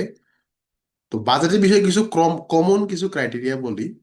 সাধারণত কোনো একটা প্রজেক্টের যদি বাজেট যদি ছোট হয়, মানে ধরেন 10 লাখ টাকার কম এরকম হয়, এটার একটা ব্রেকডাউন আছে আর কি। তো সাধারণত 5 থেকে 10 লাখ টাকার যে প্রজেক্ট গুলা হয়, সেখানে রুলসটা আর কি এরকম 40 60 রুলস। হ্যাঁ, যিনি রিসার্চার তারা পাবে 40% টাকা, মানে যিনি রিসার্চার বা যেই দল, হয়তো আপনারা 3 জন মিলে সাবমিট করছেন, মানে গবেষক বা গবেষক দল পাবে 40% টাকা। আর 60% টাকা হচ্ছে এই গবেষণার পরিচালন ব্যয়। এখন আপনি একটা জায়গায় গ্রান্ট প্রপোজালে কাজ করতেছেন, সব টাকা যদি আপনি আপনার রিসার্চের পেছনেই খরচ করেন, তা আপনার নিজের একটা স্যালারি লাগবে না? আপনি নিজে যে টাইম টাইম দিচ্ছেন। তো ছোট প্রজেক্ট গুলার ক্ষেত্রে, ছোট প্রজেক্ট বলতে বলছি যেগুলো 2 লাখ থেকে 10 লাখ টাকা, এগুলোর ক্ষেত্রে একটা ইন জেনারেল রুলস হলো যে 40% টাকা হচ্ছে গবেষক পায় তার স্যালারি হিসাবে। আসলে এটা যে 40%ই হইতে হবে তা না, এটা একটা ইন জেনারেল রুলস আর কি। 40% টাকা পায় হচ্ছে গবেষক বা গবেষক দল, আর বাকি 60% টাকা হচ্ছে এই গবেষণার পরিচালন ব্যয়। এখন পরিচালন ব্যয় মানে কি, ধরেন ডেটা কালেকশন করবেন, বিভিন্ন জেলায় যাবেন, যে ডেটা কালেক্ট করবে তাকে টাকা দেওয়া লাগবে। আবার ইন্টারভিউ নিলে যে ইন্টারভিউ দেয়, অনেক সময় তাদেরকেও কিছু সম্মানী দেওয়া লাগে। যে রিপোর্ট লিখবে, যে স্ট্যাটিস্টিক্যাল অ্যানালাইসিস করবে, যে প্রিন্টিং এর খরচ, স্টেশনারি খরচ, তো এরকম নানান খরচের খাত আছে এখানে। এই বাজেটটা দেখলে হয়তো বুঝবেন। তো এখন ইন জেনারেলি মনে হয় বাজেটটা খুব কঠিন, কোন কাজে কত টাকা দেবো খুব কঠিন লাগে। কিন্তু বিষয়টা এত কঠিন না। এখন ধরেন আমার কাছে এই নমুনাটা আছে, আমি তাকে বললাম যে তুমি, চ্যাট জিপিটি কে বললাম যে তুমি এই নমুনাটা ফলো করো, তুমি এই নমুনাটা ফলো করে আমাকে 5 লাখ টাকার একটা বাজেট বানাই দাও। সে কিন্তু 5 লাখ টাকার বাজেট বানাই দিতে পারবে, এই সব ঠিকঠাক রেখে। এখন আপনি বাজেটটা এআই দিয়ে বানান, কোনো সমস্যা নেই, এগুলো নন ইন্টেলেকচুয়াল কাজ, এগুলো এআই দিয়ে করলে কোনো সমস্যা নেই। সমস্যা হবে তখনই, দেখেন এই রিসার্চে হচ্ছে, রিসার্চ টিমে রিসার্চার হচ্ছে 5 জন। এখন আপনি যদি আপনি একটা কাজ জমা দিচ্ছেন একা, তাকে যদি আপনি এই নমুনা অনুসরণ করতে বলেন, তাহলে কি হবে? হবে না। মানে আপনি চ্যাট জিপিটি কে ডিটেলস যত বলবেন, আপনি যদি চ্যাট জিপিটি কে বলেন আমার গবেষণার শিরোনাম হচ্ছে এইটা, আমাকে তুমি বাজেট প্ল্যান বানাই দাও 5 লাখ টাকার, সে কিন্তু খুব বেশি ভালো আউটপুট দিতে পারবে না। খেয়াল করেন, একটু ভালো করে আমি কি বলতেছি এটা একটু বুঝেন। ধরেন আমি চ্যাট জিপিটিতে গেলাম, গিয়ে বললাম আমার টাইটেল হচ্ছে impact of AI tools in exam evaluation, sorry evaluation, হ্যাঁ, evaluation.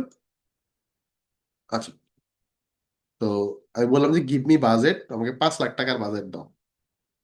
Give me budget in 5 BDT, 5 lakh Bangladeshi টাকা বিডিটি, হ্যাঁ।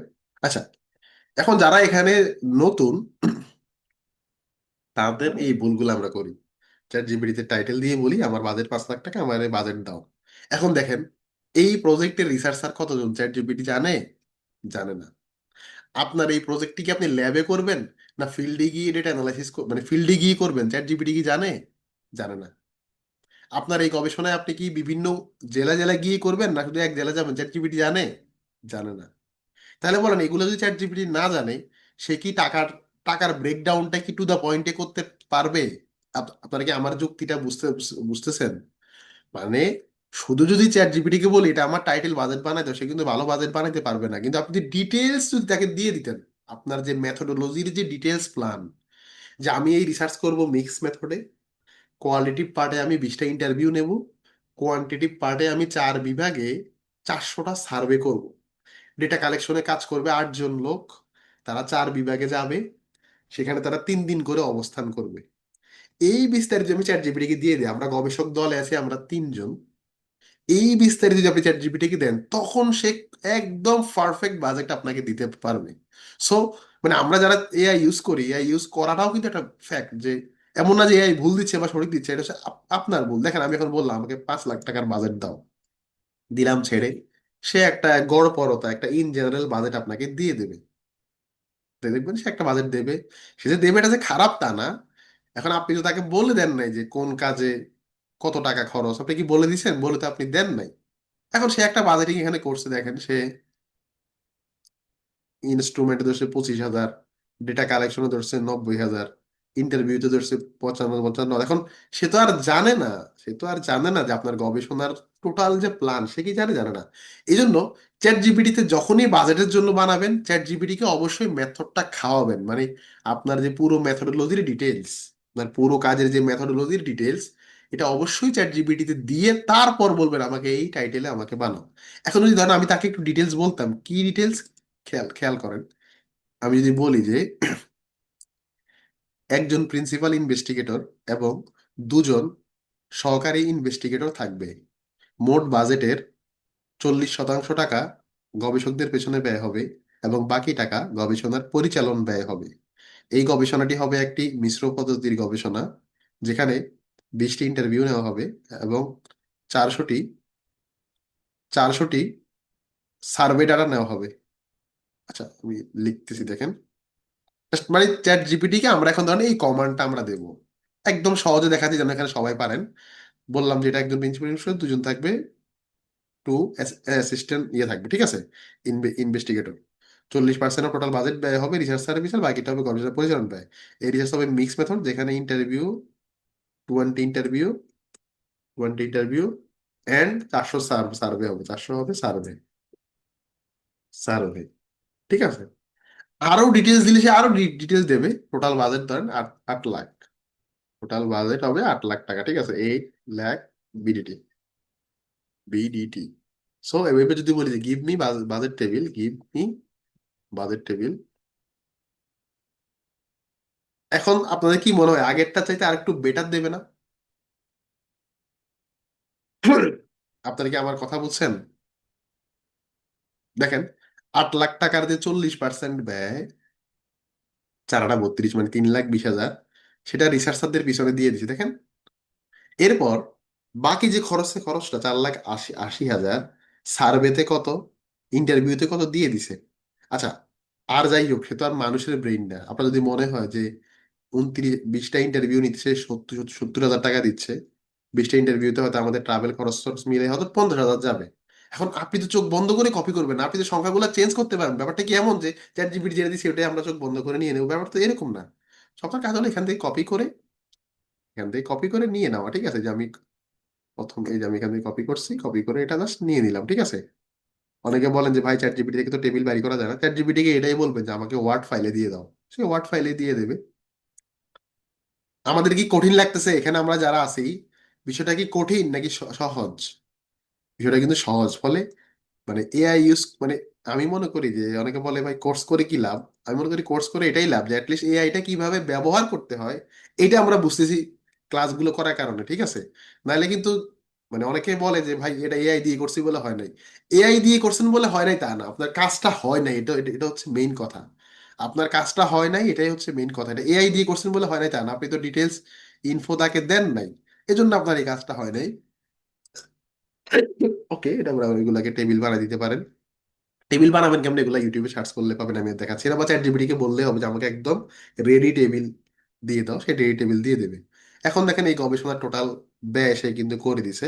এখন আপনার যদি মনে হয় সে এখানে ইন্টারনেট খরচ ধরছে, ইন্টারনেট এবং কমিউনিকেশন খরচ মানে ফোন বিল, ডেটা প্যাকেজ, অনলাইন মিটিং 20,000 টাকা ধরছে, তো বর্তমানে আসলে এটা প্র্যাকটিক্যাল না, তাহলে আপনি এটা 20,000 টাকা থাকে এটা আপনি 2,000 টাকা ধরেন, সমস্যা নাই তো। মানে এজ এ রিসার্চার আপনি তো এখানে চোখ বন্ধ করে নেবেন না, আপনি তো সবগুলো একবার একবার করে দেখবেন যে এটা আসলে মানে এটা জাস্টিফাইড কিনা। তো সে কিন্তু আপনাকে একটা ডামি দিয়ে দিচ্ছে, আপনি নিজের মতো করে এটা ঠিক করে নেবেন, ঠিক ঠিক ঠিক আছে? তাহলে এখানে যারা আছেন আমরা বাজেট বানাইতে পারবো না? আমরা পারবো বাজেটটা বানাইতে।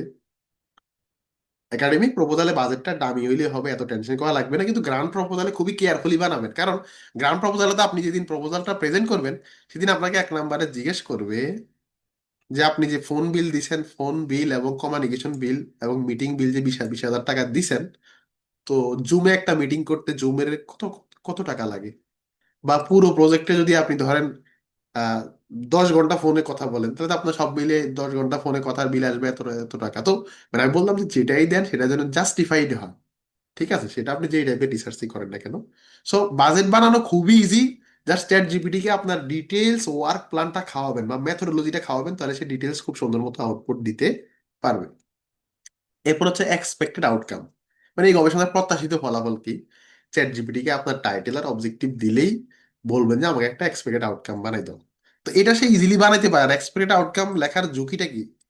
ঝুঁকি না মানে মানে সুবিধাটা কি? সুবিধা হলো এটা আপনি বলতেছেন যে আমি বললাম যে give me expected outcome in a প্যারা, মানে এই গবেষণার সম্ভাব্য ফলাফল কি, সে বলে দেবে সম্ভাব্য ফলাফল হচ্ছে এই গবেষণায় এটা এটা হইতে পারে আর কি, ঠিক আছে? এই যে এই যে এখানে। তবে চ্যাট জিপিটি একটা খারাপ অভ্যাস হইলো সব জায়গায় সে একটা উপসংহার টানে। যারাই চ্যাট জিপিটি ওখানে ইউজ করতেছেন, যে যে কাজে ইউজ করা যায়, সবসময় লাস্ট লাইনটা খেয়াল করবেন, বুঝবেন যে লাস্ট লাইনে সে হচ্ছে একেবারে মানে আমি যেটা বলে যে আমাদের মানে ইমোশন নিয়ে খেলে আর কি। এই যে লাস্ট লাইনটা নেবেন না, chat GPT last line most of the time হলো রেড ফ্ল্যাগ, ঠিক আছে? ওকে, তো দিলাম এক্সপেক্টেড আউটকাম দিয়ে দিলাম, এখান থেকে পড়ে নি এখন। চ্যাট জিপিটি বলতেছে এক্সপেক্টেড আউটকাম এইটা। অ্যাজ এ রিসার্চার আপনার কি নিজের একটা বোধ নেই যে আমার এই গবেষণার এক্সপেক্টেড আউটকামটা কি হইতে পারে? সো আপনি এটা মিলাই নেবেন। যদি চ্যাট জিপিটি যা বলছে তাই হয় তাই রাখবেন, যদি মনে হয় সে একটু বাড়াই বলছে তাহলে ওই লাইনটা কেটে কেটে দেবেন। এরপর কনক্লুশন, রেফারেন্স, এগুলা তো কনক্লুশন লাগবে না, এরপর রেফারেন্স। তো রেফারেন্স কি? একটু আগে যেগুলা ইনটেক্স সাইটেশন করছেন সেগুলাকে আপনি জাস্ট পূর্ণাঙ্গ রেফারেন্স দিয়ে দেবেন, ঠিক আছে? জরুরি দিয়ে করলেও হবে, অন্য কোনো সফটওয়্যার দিয়ে করলেও হবে, যেটা রেফারেন্স হয়ে গেছে। এই যে, তাহলে আমরা কিন্তু আজকে ক্লাসে একটা ডামি ইয়ে আমরা বানালাম, ঠিক আছে? একটা ডামি প্রপোজাল বানালাম। ডামি মানে সেই জন্য আপনারা যখন কাজ করলে যেন কাজটা করতে পারেন। এখন দেখেন, এটা এআই ব্যবহার করছেন বলে হয় নাই তা কিন্তু না, কিন্তু এআই ব্যবহার করতে গিয়ে যে আপনি ভুলগুলা করেন এটা হলো সমস্যা, বা আপনি যে আপনার টিচারকে বুঝাই দিচ্ছেন যে আমি এআই ব্যবহার করছি, এটা সমস্যা। যেমন খেয়াল করেন, এই যে এখানে এত লম্বা একটা হাইপেন এখানে দেওয়া আছে। আচ্ছা, বাস্তবে আমরা যখন নিজেরা কোনো লেখা লিখি আমরা কি এত লম্বা হাইপেন দেই? মানে আমরা নিজেরা যখন আগে লিখতাম এত লম্বা হাইপেন আমরা তো দিতাম না। মানে আপনি এই হাইপেনটা বাদ দিয়ে দেন, বাদ দিয়ে বা সেখানে একটা সেমিকোলন দেন। মানে আমি বলতেছি রিসার্চ আর্টিকেলে সরাসরি এআই ব্যবহার অনেক ঝুঁকি আছে, কিন্তু প্রপোজালে ঝুঁকিটা খুবই কম। কিন্তু ঝুঁকিটা কম হলেও আপনি যদি এটাকে এআই দেখতে যদি মনে হয় এটা এআই, তখন কিন্তু প্রফেসররা এটা আপনাকে ভুল ধরবে। যেমন প্রতি লাইনের শেষে একটা উপসংহার, লম্বা লম্বা হাইপেন, এগুলো দেখলে যে কোনো কেউ বুঝবে এটা এআই দিয়ে করা, ঠিক আছে? আচ্ছা, ও পুরো প্রপোজাল এখনো শেষ হয় নাই, আমাদের জাস্ট মেথডোলজির এগুলা বাকি, মানে মেথডোলজির কিছু জিনিস এখনো বাকি। দেখেন, আমরা শেষ করে দিচ্ছি। তো মেথডোলজির ক্লাসগুলা শেষ হইলে দেখেন, ইন্ট্রোডাকশনের ক্লাস করে ফেলছি যেহেতু, ইন্টোর কিন্তু সবগুলা পার্ট আমরা পারছি, কারণ ইন্ট্রোডাকশনের ক্লাস শেষ। তো মেথোডোলজির ক্লাস শেষ হইলো, মেথোডোলজি ইজিলি পারবেন, মানে ইজিলি এই পার্টগুলা করে ফেলতে পারবেন। জাস্ট আমি এখন আসছে ক্লাসে আপনাদের তৃপ্তি পাওয়ার জন্য, বা মানে আমি আবার বলছি, মেথোডোলজির ক্লাস শেষ হইলে এই পার্টটা পারবেন, আজকে ক্লাস শেষে পারবেন না। তো এখন ধরেন মেথোডোলজিতে এই এই বিষয়গুলো থাকবে। আপনার রিসার্চ ডিজাইন কি? আমরা বললাম রিসার্চ ডিজাইন হচ্ছে মিক্স মেথড, এটা মেথোডোলজির ক্লাস শেষ করলে বুঝবেন মিক্স মেথড। আচ্ছা, পপুলেশন এবং স্যাম্পল কারা, মানে এই গবেষণায় কাদের কাছ থেকে আমরা তথ্য নেব। পপুলেশন হচ্ছে, এগুলোর ব্যাখ্যা আপনারা মেথোডোলজি ক্লাসে পাবেন। পপুলেশন স্যাম্পল হচ্ছে স্টুডেন্টরা, ঠিক আছে, স্টুডেন্ট ইন সেকেন্ডারি লেভেল, এটা হচ্ছে আমাদের গবেষণা স্যাম্পল, সেকেন্ডারি লেভেল। আচ্ছা, আমি এখানে ডিটেলস লিখতেছি না, কারণ এগুলো মেথোডোলজি ক্লাস শিখবো। ডেটা কালেকশন করবো কিভাবে? সার্ভে করবো আর ইন্টারভিউ করবো, সার্ভে, সার্ভে অ্যান্ড ইন্টারভিউ। তো মেথোডোলজির ক্লাস যখন আপনারা শেষ করবেন, তখন আমি এখন যে শব্দগুলো লিখতেছি আপনারা এই শব্দগুলো লিখতে পারবেন। Data analysis technique, data analysis করবো কিভাবে? ডেটা অ্যানালাইসিস করবো আমরা thematic, thematic, thematic and inferential analysis. মানে এই শব্দগুলো আবারও বলছি, মেথোডোলজির ক্লাস শেষ হলে আপনারা নিজেরাই এই শব্দগুলো বুঝবেন যে এই অ্যানালাইসিসটা কেমন হবে। আর এথিক্যাল, মানে ইথিক্যাল ইয়ে কি, আমরা বলবো হ্যাঁ আমরা ইথিক্যাল পারমিশন নেব, আমরা উইল বি টেকেন, দেখলাম will be taken from institute বা আইআরবি বোর্ড। আচ্ছা, এগুলা এই শব্দগুলোর ব্যাখ্যা আমি বারবার বলছি, এগুলো ম্যাথোলজিক্যাল শিখবেন। শিখলে এই ঘরটা আপনি ফিল আপ করতে পারবেন, যেটা আমি ফিল আপ করলাম। এবার যদি আমি চ্যাট জিপিটি কে দিয়ে বলি, মানে জাস্ট এই ছোট নির্দেশনাগুলো দিয়ে বলি চ্যাট চ্যাট জিপিটি কে, দেখেন, কেউ যদি ডাইরেক্ট টাইটেল দিয়ে বলে প্রপোজাল লিখে দাও, তখন যদি মেথোডোলজি লিখে দেয়, দুনিয়ার যে কোনো প্রফেসর মানে খালি চোখে দেখে বুঝবে যে এটা হলো চ্যাট জিপিটি দিয়ে লেখা, কারণ চ্যাট জিপিটি লেখার একটা প্যাটার্ন আছে। চ্যাট জিপিটি লেখার প্যাটার্নটা কি তাও আপনাদেরকে বলি, যেটা দেখে যে কোনো কেউ বুঝে chat GPT. Chat GPT bullet point করে বেশি, এক লাইন দুই লাইনের পয়েন্ট করে বেশি। দেখছেন এই যে চ্যাট জিপিটি পয়েন্ট গুলো দেখেন, মানে সে বারবার হচ্ছে যে, না, সে হলো বারবার হচ্ছে বুলেট পয়েন্ট করে, ছোট ছোট অধ্যায় করে, শাখা প্রশাখা করে, এটা হলো চ্যাট চ্যাট জিপিটির সমস্যা। সেম জিনিস যদি আপনি চান যে একটু মানে হিউম্যানিক করতে, তাহলে এবার আমি যদি চ্যাট জিপিটি কে বলে দেই যে আমার এগুলো হচ্ছে আমার মেথোডোলজি এর ডিটেলস, গিভ মি, আমি বললাম যে গিভ মি মেথোডোলজি ইন 4 প্যারা, আমাকে 4টা প্যারাতে মেথোডোলজি দাও, শুধু 4টা প্যারা। ওকে, এখন দেখেন সে 4টা প্যারাতে দিয়ে দিয়ে দেবে। চাইলে প্যারার নামও দিতে পারতেন, তবে নাম কম দেওয়া ভালো, কারণ মানে এই যত বেশি অধ্যায় দিবেন বুঝবেন টিচাররা এটা রেড ফ্ল্যাগ ধরবে যেটা আপনি এআই দিয়ে করছেন, ঠিক আছে। এখন আমি এই যে মেথোডোলজিটা কপি করে নিয়ে গেলাম। আচ্ছা, কপি কি আমি আন্দাজি করবো না, অবশ্যই আমরা লাইন বাই লাইন পড়ে দেখবো। এবং সব সময় বলছি, চ্যাট জিপিটির প্রতিটা প্যারার শেষ বাক্যটা হচ্ছে রেড ফ্ল্যাগ। মানে রেড ফ্ল্যাগ মানে সে প্রতিটা প্যারায় সে হচ্ছে উপসংখ্যা টানবেই। ঠিক আছে, এই যে উপসংখ্যা টানছে এখানে, এখানেও একটা উপসংখ্যা টানছে, এখানেও কিছুটা টানছে। তো এই উপসংহার গুলো আবার চেক করে নিয়েন, কারণ মানে এআই ইউজ করেন সমস্যা নাই, কিন্তু এই বারবার যে আপনি উপসংহার টানতেছেন, এটা একটা সমস্যা না, এটা তো যে কোনো কেউ পড়তে গেলেও তার বিরক্ত লাগবে না? অবশ্যই বিরক্ত লাগবে যে আপনি এতবার কেন উপসংহার টানতেছেন, ঠিক আছে। ওকে, সো খেয়াল করেন, এই যে আমরা হয়ে গেল আমাদের ম্যাথোলজি, বা লাইন বাই লাইন পড়বো, পড়ে এটা কেটে দেবো। তো মেথোডোলজির ক্লাসগুলো করলে এটা আরো বেশি পারফেক্ট ভাবে বের করতে পারবেন, বুঝছেন। মানে এখন তো আমি জাস্ট মানে ইন জেনারেলি বের করে দিলাম এটার মেথোডোলজিটা কি, আমি জাস্ট হিন্টস দিছি, সে আমাকে ডিটেলস দিয়ে দিছে। ওকে, তো মেথোডোলজি হয়ে গেল। তো এআই দিয়ে লেখেন কোনো সমস্যা নাই, কিন্তু অ্যাকুরেট হইতে হবে, এটা হচ্ছে মেইন কথা। আমার রিসার্চ প্রপোজাল রেডি হয়ে গেল, মনে করেন আমার নাম হচ্ছে, নামটাও দিয়ে দিলাম, এই যে মোর্শেদ আলম, মোর্শেদ আলম ধরেন।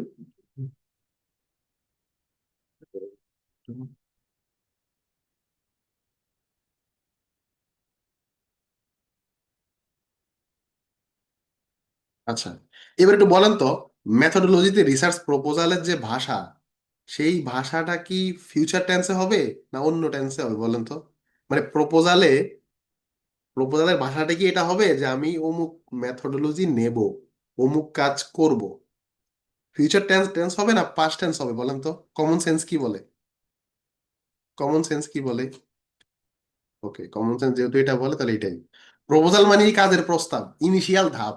ফলে মেথডোলজি সবসময় মাথায় মাথায় রাখবেন যে উইল শব্দটা মানে ফিউচার টেন্সে হবে প্রপোজালের মেথডোলজি, কিন্তু রিসার্চ আর্টিকেলের মেথডোলজি কি ফিউচার টেন্সে হবে? হবে না। সো এটাও একটু মাথায় রাখেন, ঠিক আছে? কারণ আপনি যখন চ্যাট জিপিটি কে বলছেন আমাকে মেথডোলজি বানাই দাও, আপনি উল্লেখ করে দেবেন যে এটা যেন প্রপোজালের মেথডোলজি হয়, ঠিক আছে? ওকে, এটা আমার বানানো শেষ, প্রপোজাল বানানো শেষ। এই যে মানে আমরা নর্মালি জমা দিই কেমনে, research proposal on, research proposal on, এই যে আচ্ছা ওকে, এটা আমি বানাই ফেলছি। এবার যে কোনো কিছু বানানোর পরে একটা ইন জেনারেল যে আমাদের উম, কি বলে যে ইন জেনারেল যে ফরম্যাটিংটা টাইমস নিউ রোমান, আমি এটা ফরম্যাটিংটা আমরা আলাদা ক্লাসে দেখাবো। বা আরো তারপরে জাস্টিফাই করা, জাস্টিফাই সবসময় করার দরকার নেই, কারণ আবার এইগুলো চলে আসবে। আর 1.5, ওকে। তো হয়ে গেল আমাদের একটা প্রপোজাল বানানো, হ্যাঁ, হয়ে গেল একটা প্রপোজাল বানানো। তাহলে দেখেন, এটা তো রিয়েল প্রপোজাল হয় নাই, এটা হয়তো 10-এর মনে করেন ছয় ছয় পাবে। আমরা কি এত দ্রুত বানাবো? এত দ্রুত আমরা বানাবো না, সময় নিয়ে বানাবো। কিন্তু অ্যাট লিস্ট আপনারা যারা ক্লাসে ছিলেন মোটামুটি প্রপোজাল বানানোর সিস্টেমটা বুঝছেন না? পেজ নাম্বার অ্যাড করা লাগলে করবেন। আর এটা থেকে যদি আপনারা কেউ শিট বানাইতে চান, এই যে যদি আপনারা প্রপোজাল বানানো শেষ, হয়তো আপনারা পিএইচডি তে অ্যাপ্লাই করবেন বা এমফিল এর, যারা বিশেষ করে এমফিল পিএইচডি সামনে অ্যাপ্লাই করবেন, এটা আপনার প্রেজেন্ট করতে হবে। এই প্রেজেন্ট করা নিয়ে আমি দেখি অনেকে টেনশনে ঠিক থাকে না। এটাকে জাস্ট কপি পেস্ট করবেন, কপি পেস্ট করে গত ক্লাসও দেখাইছি, গামা আইতে নেবেন। এটার প্রেজেন্টেশন ফাইল বানাইতে সর্বোচ্চ সময় লাগবে 30 সেকেন্ড, 30 সেকেন্ডের বেশি না কিন্তু, ঠিক ঠিক আছে? গত ক্লাস যারা করছেন আমি কিন্তু দেখাই দিছি, তাদের গামা এর সাবস্ক্রিপশন আছে। তারা চাইলে এই যেটা আমরা আজকে বানাইলাম এইটারই আপনি প্রেজেন্টেশন ফাইল বানাই ফেলতে পারবেন। গামা এ যারা ইউজ করেন তারা জানেন কি কি কমান্ড এখানে দিতে হবে না হবে। তো অবশ্যই গামা এআই এর পেইড ভার্সনটা ইউজ করবেন আর কি, ঠিক আছে? আমি দেখি আমারটা এখানে পেইড ভার্সনটা কিনা, পেইড ভার্সনটা ইউজ করবেন তাহলে ভালো হবে আর কি। এই যে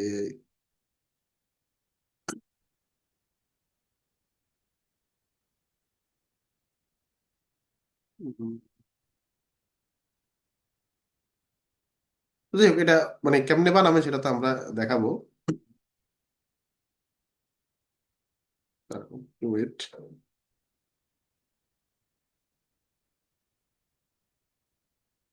এবার যদি জেনারেটে ক্লিক করি সে আস্তে আস্তে বানাই দেবে, ঠিক আছে? সরি, আমি একটু ভুল করছি, একটু ভুল করছি।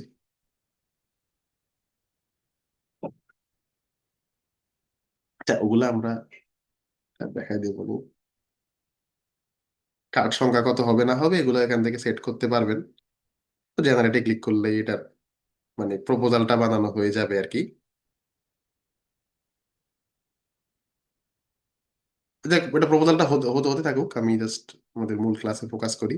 মানে চাইলে এটার মানে চাইলে এটার প্রপোজালটা খুবই দ্রুত বানানো সম্ভব, এমন এআইও আছে আর কি। এটাই আমার বলার মেইন উদ্দেশ্য, যদিও এখন একটু লেট হচ্ছে, কিন্তু এটা দ্রুত বানানো সম্ভব আর কি, ঠিক আছে? ওকে, এই যে আমার এখন বানানো হয়ে যাচ্ছে প্রায়। খেয়াল করেন তো, এই যে আমি এখন এটা ইয়ে বানাই ফেলছি। এই যে রিসার্চ প্রপোজালের আমার এই যে স্লাইড বানানো শেষ, আউটকাম থেকে শুরু করে মেথোডোলজি কি হবে না হবে। আমি ছোট করে বানাইছি, আপনি চাইলে আরো বড় করে বানাইতে পারেন আর কি, এটা তো কাজটা ছোট আর কি। এবার সেটাকে ডাউনলোড করে এডিট করলে হবে, ঠিক আছে? তো যাই হোক, তো আমরা আজকে ক্লাসে একটা দামি প্রপোজাল বানানোর চেষ্টা করলাম। মূলত আসলে প্রপোজালটা কিভাবে বানাইতে হয় এটা আমরা বুঝলাম। আমি যদি আজকে ক্লাসে সাম আপ করি যে আমার আইডিয়াটা যদি ইউনিক হয়, তাহলে এআই ব্যবহার করে প্রপোজাল ডেভেলপ করা যাবে। কারণ প্রপোজালের ক্ষেত্রে এআই স্কোরটা এখানে মুখ্য না, মুখ্য হলো কাজের ইউনিকনেস এবং কাজটা ঠিক আছে কিনা। এআই আমরা যখন ইউজ করবো, এআই যে আমাদেরকে যে আউটপুট দেয়, অনেক ক্ষেত্রে সে অনেক ইরিলেভেন্ট আউটপুট দিয়ে দেয়। কিন্তু আমরা রিসার্চ কম বুঝি বলে খালি চোখে ধরা পড়ে না, কিন্তু যারা আমরা যত বেশি রিসার্চের সাথে ইনভলভ, যত বেশি কন্টেন্ট গুলা বুঝতে থাকবো, আমরা কিন্তু এআই এর ভুলগুলা বুঝতে পারি, তখন ওগুলা কেটে দিলে হয়, ঠিক আছে? এবং এআই ইউজ করতে করতে বুঝবেন যে এই লেখাটা আপনি নিজে লিখলে কেমন লিখতে হয়, এআই কিভাবে লিখতেছে। এভাবে করে করে একটা লেখাকে খুব ভালো করে প্রপোজাল লেখা সম্ভব। এবং আমার ধারণা এখানে যারা আছেন সবচেয়ে দুর্বল যিনি, আপনি ইনশাল্লাহ এটা পারবেন, ঠিক আছে? এটা খুব বেশি কঠিন কিছু না। ইন্ট্রোডাকশনের ক্লাস যারা করছেন আর সামনে মেথোডোলজির ক্লাস যারা করবেন, তারা ইজিলি এআইটা লিখতে পারবেন। আপাতত এখন মেথোডোলজির ক্লাস হয়নি বলে হয়তো আজকে ক্লাসে সবাই কমপ্লিট প্রপোজাল লিখতে পারবেন না, কিন্তু আপাতত একটা মানে কল্পনায় একটা মেথডোলজিকে লিখে রেখে একটা প্রপোজাল রেডি করা সম্ভব। ওকে, তো বন্ধের আগে আজকে ছিল শেষ ক্লাস। আমি খুবই দুঃখিত, আমার সর্দির কারণে আপনাদের ক্লাসে একটু হ্যাসেল হচ্ছে, যেটাতে আমার কোনো হাত নেই। আমি ভিডিওটা দিয়ে দেবো, এবং এই ব্যাচের ক্লাসগুলো কিন্তু 1 ঘন্টা 20 মিনিটের জায়গায় প্রায় 2 ঘন্টাও হয়ে যাচ্ছে। আমি ইচ্ছা করেই একটু স্লো পেসে ক্লাস নিচ্ছি। আমি জানি না এতে কারো উপকারও হইতে পারে, কারো আবার বিরক্তিও লাগতে পারে, কিন্তু আমি এই ব্যাচে সবচেয়ে বেশি ডকুমেন্ট এবং সবচেয়ে বেশি ব্যাখ্যা করার চেষ্টা করতেছি, যেন বিগিনাররাও যেন বুঝে এটা হচ্ছে আমার মেইন এজেন্ডা। এই জন্য ক্লাসগুলো আমরা 1 ঘন্টা 20 মিনিট থেকে 1 ঘন্টা 40 বা 1 ঘন্টা 45 মিনিট এভাবে নিয়ে নিচ্ছি। যাদের কোর্স ফিটা ডিউ আছে সবাইকেই বলি যে দেখুন, আমরাও একটা নিয়মের মধ্যে থাকতে হয়, কোর্স ফিটা খুবই দ্রুত পে করে দিন। আহ একান্ত লেট হলে রনি ভাইকে বলে, এখন ব্যাপারটা এমনও না যে আপনি পে করতে লেট হয়েছে বলে আপনাকে আমরা বাদ দিয়ে দেবো, মানে তো আপনাদের দিকটাও আপনারা ঠিক রাখুন, আর আমাদের দিকটাও যেন ঠিক থাকে। আর সবসময় চ্যাট গ্রুপে নোটিশটা খেয়াল রাখবেন। আগামী ক্লাস হওয়ার কথা আগামী 14 তারিখে, কিন্তু 14 তারিখে রাত 9টায় আমার একটা প্রফেসরের সাথে মিটিং আছে, সো ওই ক্লাসটা হয় 13 তারিখ অথবা এর পরে হইতে পারে, এটা আমি চ্যাট গ্রুপে জানিয়ে দেবো, ঠিক আছে? ওকে, এবার আমরা প্রশ্ন করি। প্রশ্নের উত্তর দিলে হবে। আবারও বলছি, প্রপোজালের ক্ষেত্রে এআই স্কোরটা সমস্যা না প্রপোজালের ক্ষেত্রে। এখন তাও এটা সমস্যা হইতে পারে যদি ধরেন আপনি খুবই হাই লেভেলের কোনো একটা প্রতিষ্ঠানে পিএইচডির জন্য অ্যাপ্লাই করছেন, সেটা একটু ইস্যু, কিন্তু ওভারঅল আর কি সমস্যা নেই আর কি। ঠিক ঠিক আছে। ওকে, গৌরব হাত তুলছেন, মোমেন ভাই হাত তুলছেন। আর মোমেন ভাই আপনার টাকাটা পেয়েছে, আপনি মনে হয় আমাকে জানাইছেন, আমি রনিকে জানিয়ে দিছি। ওকে, মোমেন ভাই হাত হ্যালো স্যার। তুলছেন। আসসালামু আলাইকুম স্যার। জি। স্যার, ওই যে প্রপোজালের যে ইন্ট্রোডাকশনটা লেখছেন সেটা দেখলাম যে ধাপে ধাপে ব্যাকগ্রাউন্ড, তারপর আছে মানে কি হুম। পয়েন্ট পয়েন্টে লেখছেন। এখন আমি কি সবটা একসাথে লিখতে পারবো কিনা, এটা কোনো সমস্যা? ওকে, এটা কোনো সমস্যা না, কিন্তু মানে হুম। আপনার যদি কোনো ফরম্যাট যদি ওই প্রতিষ্ঠান না দিয়ে থাকে, বা অনেকে দেখবেন বলে রাখে যে প্রপোজালটা হতে হবে নো মোর দেন 800 ওয়ার্ড, তো 800 ওয়ার্ড যদি হয় তখন কি আমরা চাইলে এরকম ভেঙে ভেঙে লিখতে পারবো? বিষয়টা হলো সেটাই আমি আপনাকে রাইট, জানতে চাচ্ছিলাম। হায়ার হায়ার আর স্টাডিতে এটা আমরা স্যার। অ্যাপ্লাই করবো যেখানে খুব ছোট প্রপোজাল চায়, তার মানে বুঝতে হবে এরা শুধু হুম। প্রপোজালের খুবই সংক্ষেপ ভাষণটা চাচ্ছে। জি জি। স্যার, আমি আর রেফারেন্সিং নিয়ে আরেকটা সমস্যায় পড়ছি। সেটা হচ্ছে ওই যে ইন্ট্রোডাকশনে যখন রেফারেন্সিং দিলাম, তখন রেফারেন্সে যায় যখন ওই যে জোটেরোতে যায় ক্লিক করাতে রেফারেন্স গুলো নাকি নিচ থেকে উপরের দিকে আসছে। যেমন প্রথম লাইনে রেফারেন্স দিলাম আমি ডাব্লিউএইচও, তারপরে দ্বিতীয় লাইনে দিলাম ধরেন আরেকটা একটা যে কোনো একটা অথরের, এরকম প্রথমে ডাব্লিউএইচও আসবে, তারপরে ওই অথরটা আসবে, এরকম আসার না এসে নাকি নিচের দিকের অথর গুলাকে ফার্স্টে নিয়ে আসছে এবং সব প্রথমের মোমেন রেফারেন্স ভাই, লিঙ্ক থেকে। জি। মোমেন ভাই আপনাকে তো আমার থামাইতেই ভুলের আপনি তো ভুলের ভুলের মধ্যে আছেন। পূর্ণাঙ্গ রেফারেন্স কখনোই, যদি আপা স্টাইল ফলো করেন, পূর্ণাঙ্গ রেফারেন্স কখনোই আপনার ইনডেক্স সাইটেশনের সিরিয়াল অনুযায়ী হবে না, হবে অ্যালফাবেটিক্যাল অর্ডারে। পূর্ণাঙ্গ রেফারেন্স অ্যালফাবেটিক্যাল অর্ডারে হবে, যে কোনো অথর ডেট স্টাইল মানে আপা হাবাড এই সেগুলোতে এটাই হচ্ছে নিয়ম। আর যারা ও এখানে আচ্ছা নাম্বারিং আচ্ছা। স্টাইল ফলো ফলো করেন 1 2 3, তাদের ক্ষেত্রে 1 2 3 সিরিয়াল হবে। সো সফটওয়্যার ঠিক আউটপুট দিচ্ছে, বরং আপনার বোঝার ভুল। বুঝতে ও পারছেন? আচ্ছা আচ্ছা। জি জি, তাহলে ঠিক আছে স্যার। ওকে, আমি সবাইকে একদম আর মানে খুবই ইয়েভাবে বলি, রেফারেন্সিং এর ক্লাসটা মিস করেন না, কারণ এই ক্লাসটা যত বেশি আপনারা ভুল ভুল করবেন তত আমার হচ্ছে পরিশ্রম বাড়বে। ঠিক আছে? সো রেফারেন্সিং এর ক্লাসটা প্রয়োজনে সবাই আবার দেখেন। স্যার, জি। স্যার আমার কোশ্চেন ছিল স্যার যে আপনি মানে মেথোডোলজির ক্লাস তো পরে হবে, বাট মেথোডোলজি আপনি যে কয়েকটা ধাপ দেখিয়েছিলেন, তো যখন আমি রিসার্চ প্রপোজাল লিখবো, তো তখন স্যার যে যে মেথোডোলজি যে পার্টটা আছে সেখানে কি আমরা যে শর্ট করে আপনার গিয়ে যে স্যাম্পল যে কোশ্চেনারিজ বলেন, সেটা যে আমি কালেক্ট করছি ডেটা, সেটা দিয়ে শর্ট করে কি আমাকে ডেটা অ্যানালাইসিস সামথিং কিছু কি দেখাতে হবে? না না না গৌরব ভাই ভাই, ভাই আমি আবার বলছি, আমরা কিন্তু অনেক ভুলের মধ্যে আছি, সাবধান। রিসার্চ প্রপোজাল মানে এটা আমার গবেষণার প্ল্যান বা প্রস্তাব। প্ল্যানিং স্টেজে আপনি ডেটা কালেকশনের ডেটা কই কই কই পাইছেন? ডেটা কালেকশন স্যার হয়ে গেলে তো স্যাম্পল গবেষণা ডেটা শুরু। স্যার, না না, স্যাম্পল ডেটা মানে ধরেন 10 জন আপনি বা 20 জনের আমি স্যাম্পল নিলাম আর কি। ওকে ওকে ওকে, আমি যদি ওকে আমি বুঝতে পারছি, যদি আমরা পাইলটিং করে থাকি সেটা থাকতে পারে, সেটা ভিন্ন হিসাব। নর্মালি পাইলট ডেটাও আমরা রাখি না, ঠিক আছে, মানে ইন জেনারেল প্র্যাকটিস বললে আর কি। সোজা কথায় বললে ইয়েস। মেথোডোলজি পার্টে গবেষণা পদ্ধতির পরিকল্পনাটা থাকবে, কিন্তু কোনো র ডেটা বা ডেটার বর্ণনা এখানে থাকবে না। উম, না, আমি ভাবছিলাম স্যার হয়তো যে মানে মানে আমি যে কোশ্চেন এসেছি আদৌ এটা কি ফ্রুটফুল হবে কি হবে না, মানে আমি যে আমার আসসালামু মানে আলাইকুম ভাইয়া। না না, গৌরব, সুপার গৌরব আমি আপনাকে সুপারভাইজার। সহজ সহজ কথা বলি, আপনি শুধু প্ল্যানটা রাখবেন, মানে কোনো ডেটা বা আচ্ছা পাইলটিং রাখার দরকার নেই। আচ্ছা আচ্ছা, থ্যাংক ইউ স্যার। ওকে, একজন প্রশ্ন করেছেন প্রপোজালের সাথে কোশ্চেনিয়ার দিতে হবে কিনা।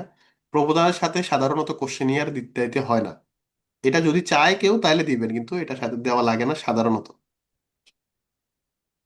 আচ্ছা, আরেকজন। ভাই আমার একটা কোয়েশ্চেন ছিল। হ্যাঁ, আমার প্রশ্ন হচ্ছে, না না, আগে যিনি বলছেন আমার একটা কোশ্চেন ছিল, উনি আগে বলেন। আহ, ভাই ওই যে ব্রিফলি একটু রাইটিং স্যাম্পলটা নিয়ে যদি বলতেন আর কি। আচ্ছা, আমি আবারও বলি, আমাদের আজকে রাইটিং স্যাম্পল নিয়ে ক্লাস না।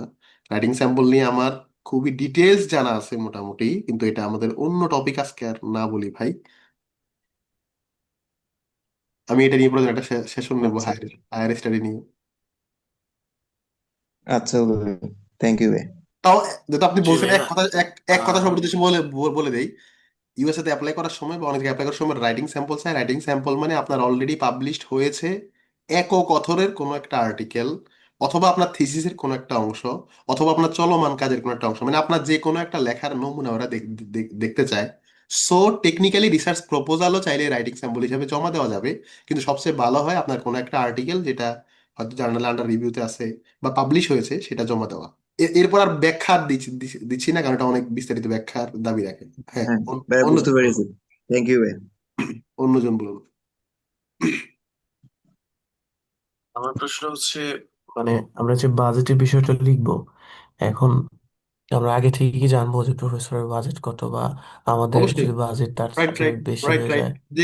যে কোনো গ্রান্টে অ্যাপ্লাই করার ক্ষেত্রে ওরা উল্লেখ করে দেয় ওদের বাজেট কত, অথবা উল্লেখ করে না দিলেও পূর্বে যারা কাজ করেছে ওরা মানে ওদের মাধ্যমে জানবেন। মানে এগুলা জানা থাকে, বুঝছেন, এগুলো জানা থাকে যে বাজেট কত। প্রশ্ন যে প্রবলেম স্টেটমেন্ট এটা আসলে কতটুকু হবে, মানে আপনি তো ওখানে না না, অলমোস্ট আমি সামথিং কিছু একটা রনি লিখছেন। রনি আহমেদ পলিউশনের কতটুকু হবে ইন্ট্রোডাকশনের এলিমেন্ট টু তে দেখাইছি না, লেকচার নাম্বার 7-এ। আমরা কি এখন চাইলেও একটা ক্লাসে একটা প্রবলেম স্টেটমেন্ট লিখে শেষ করতে পারবো এতগুলা রেফারেন্স এনে? কতটুকু হবে ইন্ট্রোডাকশনের এলিমেন্ট টু তে দেখাইছি। এটা বড় হবে আর কি, বড় হবে, হাফ পেজ বা 1 পেজ হবে। বুঝতে পারছেন? এটা মানে, জি হ্যাঁ। আরেকটি প্রশ্ন আছে, এটা একটু ক্লাস রেলিভেন্ট না। ওই যেমন ভাই আপনি বললেন না ওই যে ইন্টারভিউয়ের কথা প্রফেসরের সাথে, মানে অনেকে না ইন্টারভিউয়ের ক্ষেত্রে সামথিং কিছু একটা এআই টুলস ইউজ করে, মানে প্রফেসরের কথা শুনে শুনে উত্তরগুলো না না, দেয়, শুনেন স্ক্রিনে রনি, লেখা ওরা এই টাইপের, রনি আসলে এগুলো আপনাকে আমি একটা এথিক্যাল কথা বলি, কিনা? শুনেন, আমাদের তো অত অত বেশি অভিজ্ঞতা নেই, কিন্তু আপনি যেমন বাংলাদেশে বসে জানতেছেন যে এআই টুলস ব্যবহার করে প্রফেসর প্রশ্ন করলে রিয়েল টাইমে উত্তর দেবেন। প্রফেসররা এসব বিষয়ে খুব ভালোভাবে জানে। ইন্টারভিউ গুলো এমন হয় না যে প্রফেসর প্রশ্ন করছে আপনি শুধু উত্তর দিচ্ছেন, এরকম না। ইন্টারভিউ গুলো হয় কাইন্ড অফ ডিসকাশন টাইপের, ঠিক আছে? প্রতি মিনিটে মিনিটে প্রশ্ন করে, সো এই চিন্তা একেবারে মাথা থেকে ঝেড়ে ফেলেন। এবং এটা একটা তো আনএথিক্যাল আছেই, কিন্তু রিয়েলি এটা আপনাকে কোনো উপকার করবে না। কারণ মানে আমি যতগুলো ইন্টারভিউ দিচ্ছি আমার কাছে মনে হচ্ছে যে এটা কখনোই ওই আরেকটা এআই টুলস আপনাকে হেল্প করবে উত্তর দেওয়ার ক্ষেত্রে, কখনোই এটা আপনি রিয়েল টাইমে পারবেন না, ঠিক আছে? মানে ব্যাপারটা কোনো এরকম না যে প্রফেসররা প্রশ্ন করবে টিভি তো অনেক দেখা যে যায় রিসার্চ রিসার্চ ইয়াতে। প্রপোজালের, মানে জি। ব্যাপারটা কিন্তু এরকম না যে প্রফেসররা প্রশ্ন করবে যে রিসার্চ প্রপোজালের পার্ট কয়টি, তখন আবার আপনাকে এআই উত্তর দিয়ে দিয়ে দেবে, এরকম না। ওনারা প্রশ্ন করে, আপনি সিবিএসওপি তে যা উল্লেখ করছেন, খুবই পার্সোনালাইজড প্রশ্ন প্রশ্ন করে। এবং মোস্ট লাইকলি ওনারা প্রশ্ন করা চাইতে আপনাকে প্রশ্ন করতে বলবে বেশি। সো এখানে এআই ইউজ করলে হেল্প হবে, ওই কিছু ইন্ডিয়ানরা ভিডিও বানায়, এগুলো মানে একেবারেই তো ঠিক না, কিন্তু এগুলো মানে আসলে কোনো উপকার হয় না, যেটা সত্য সত্য কথা, ঠিক আছে?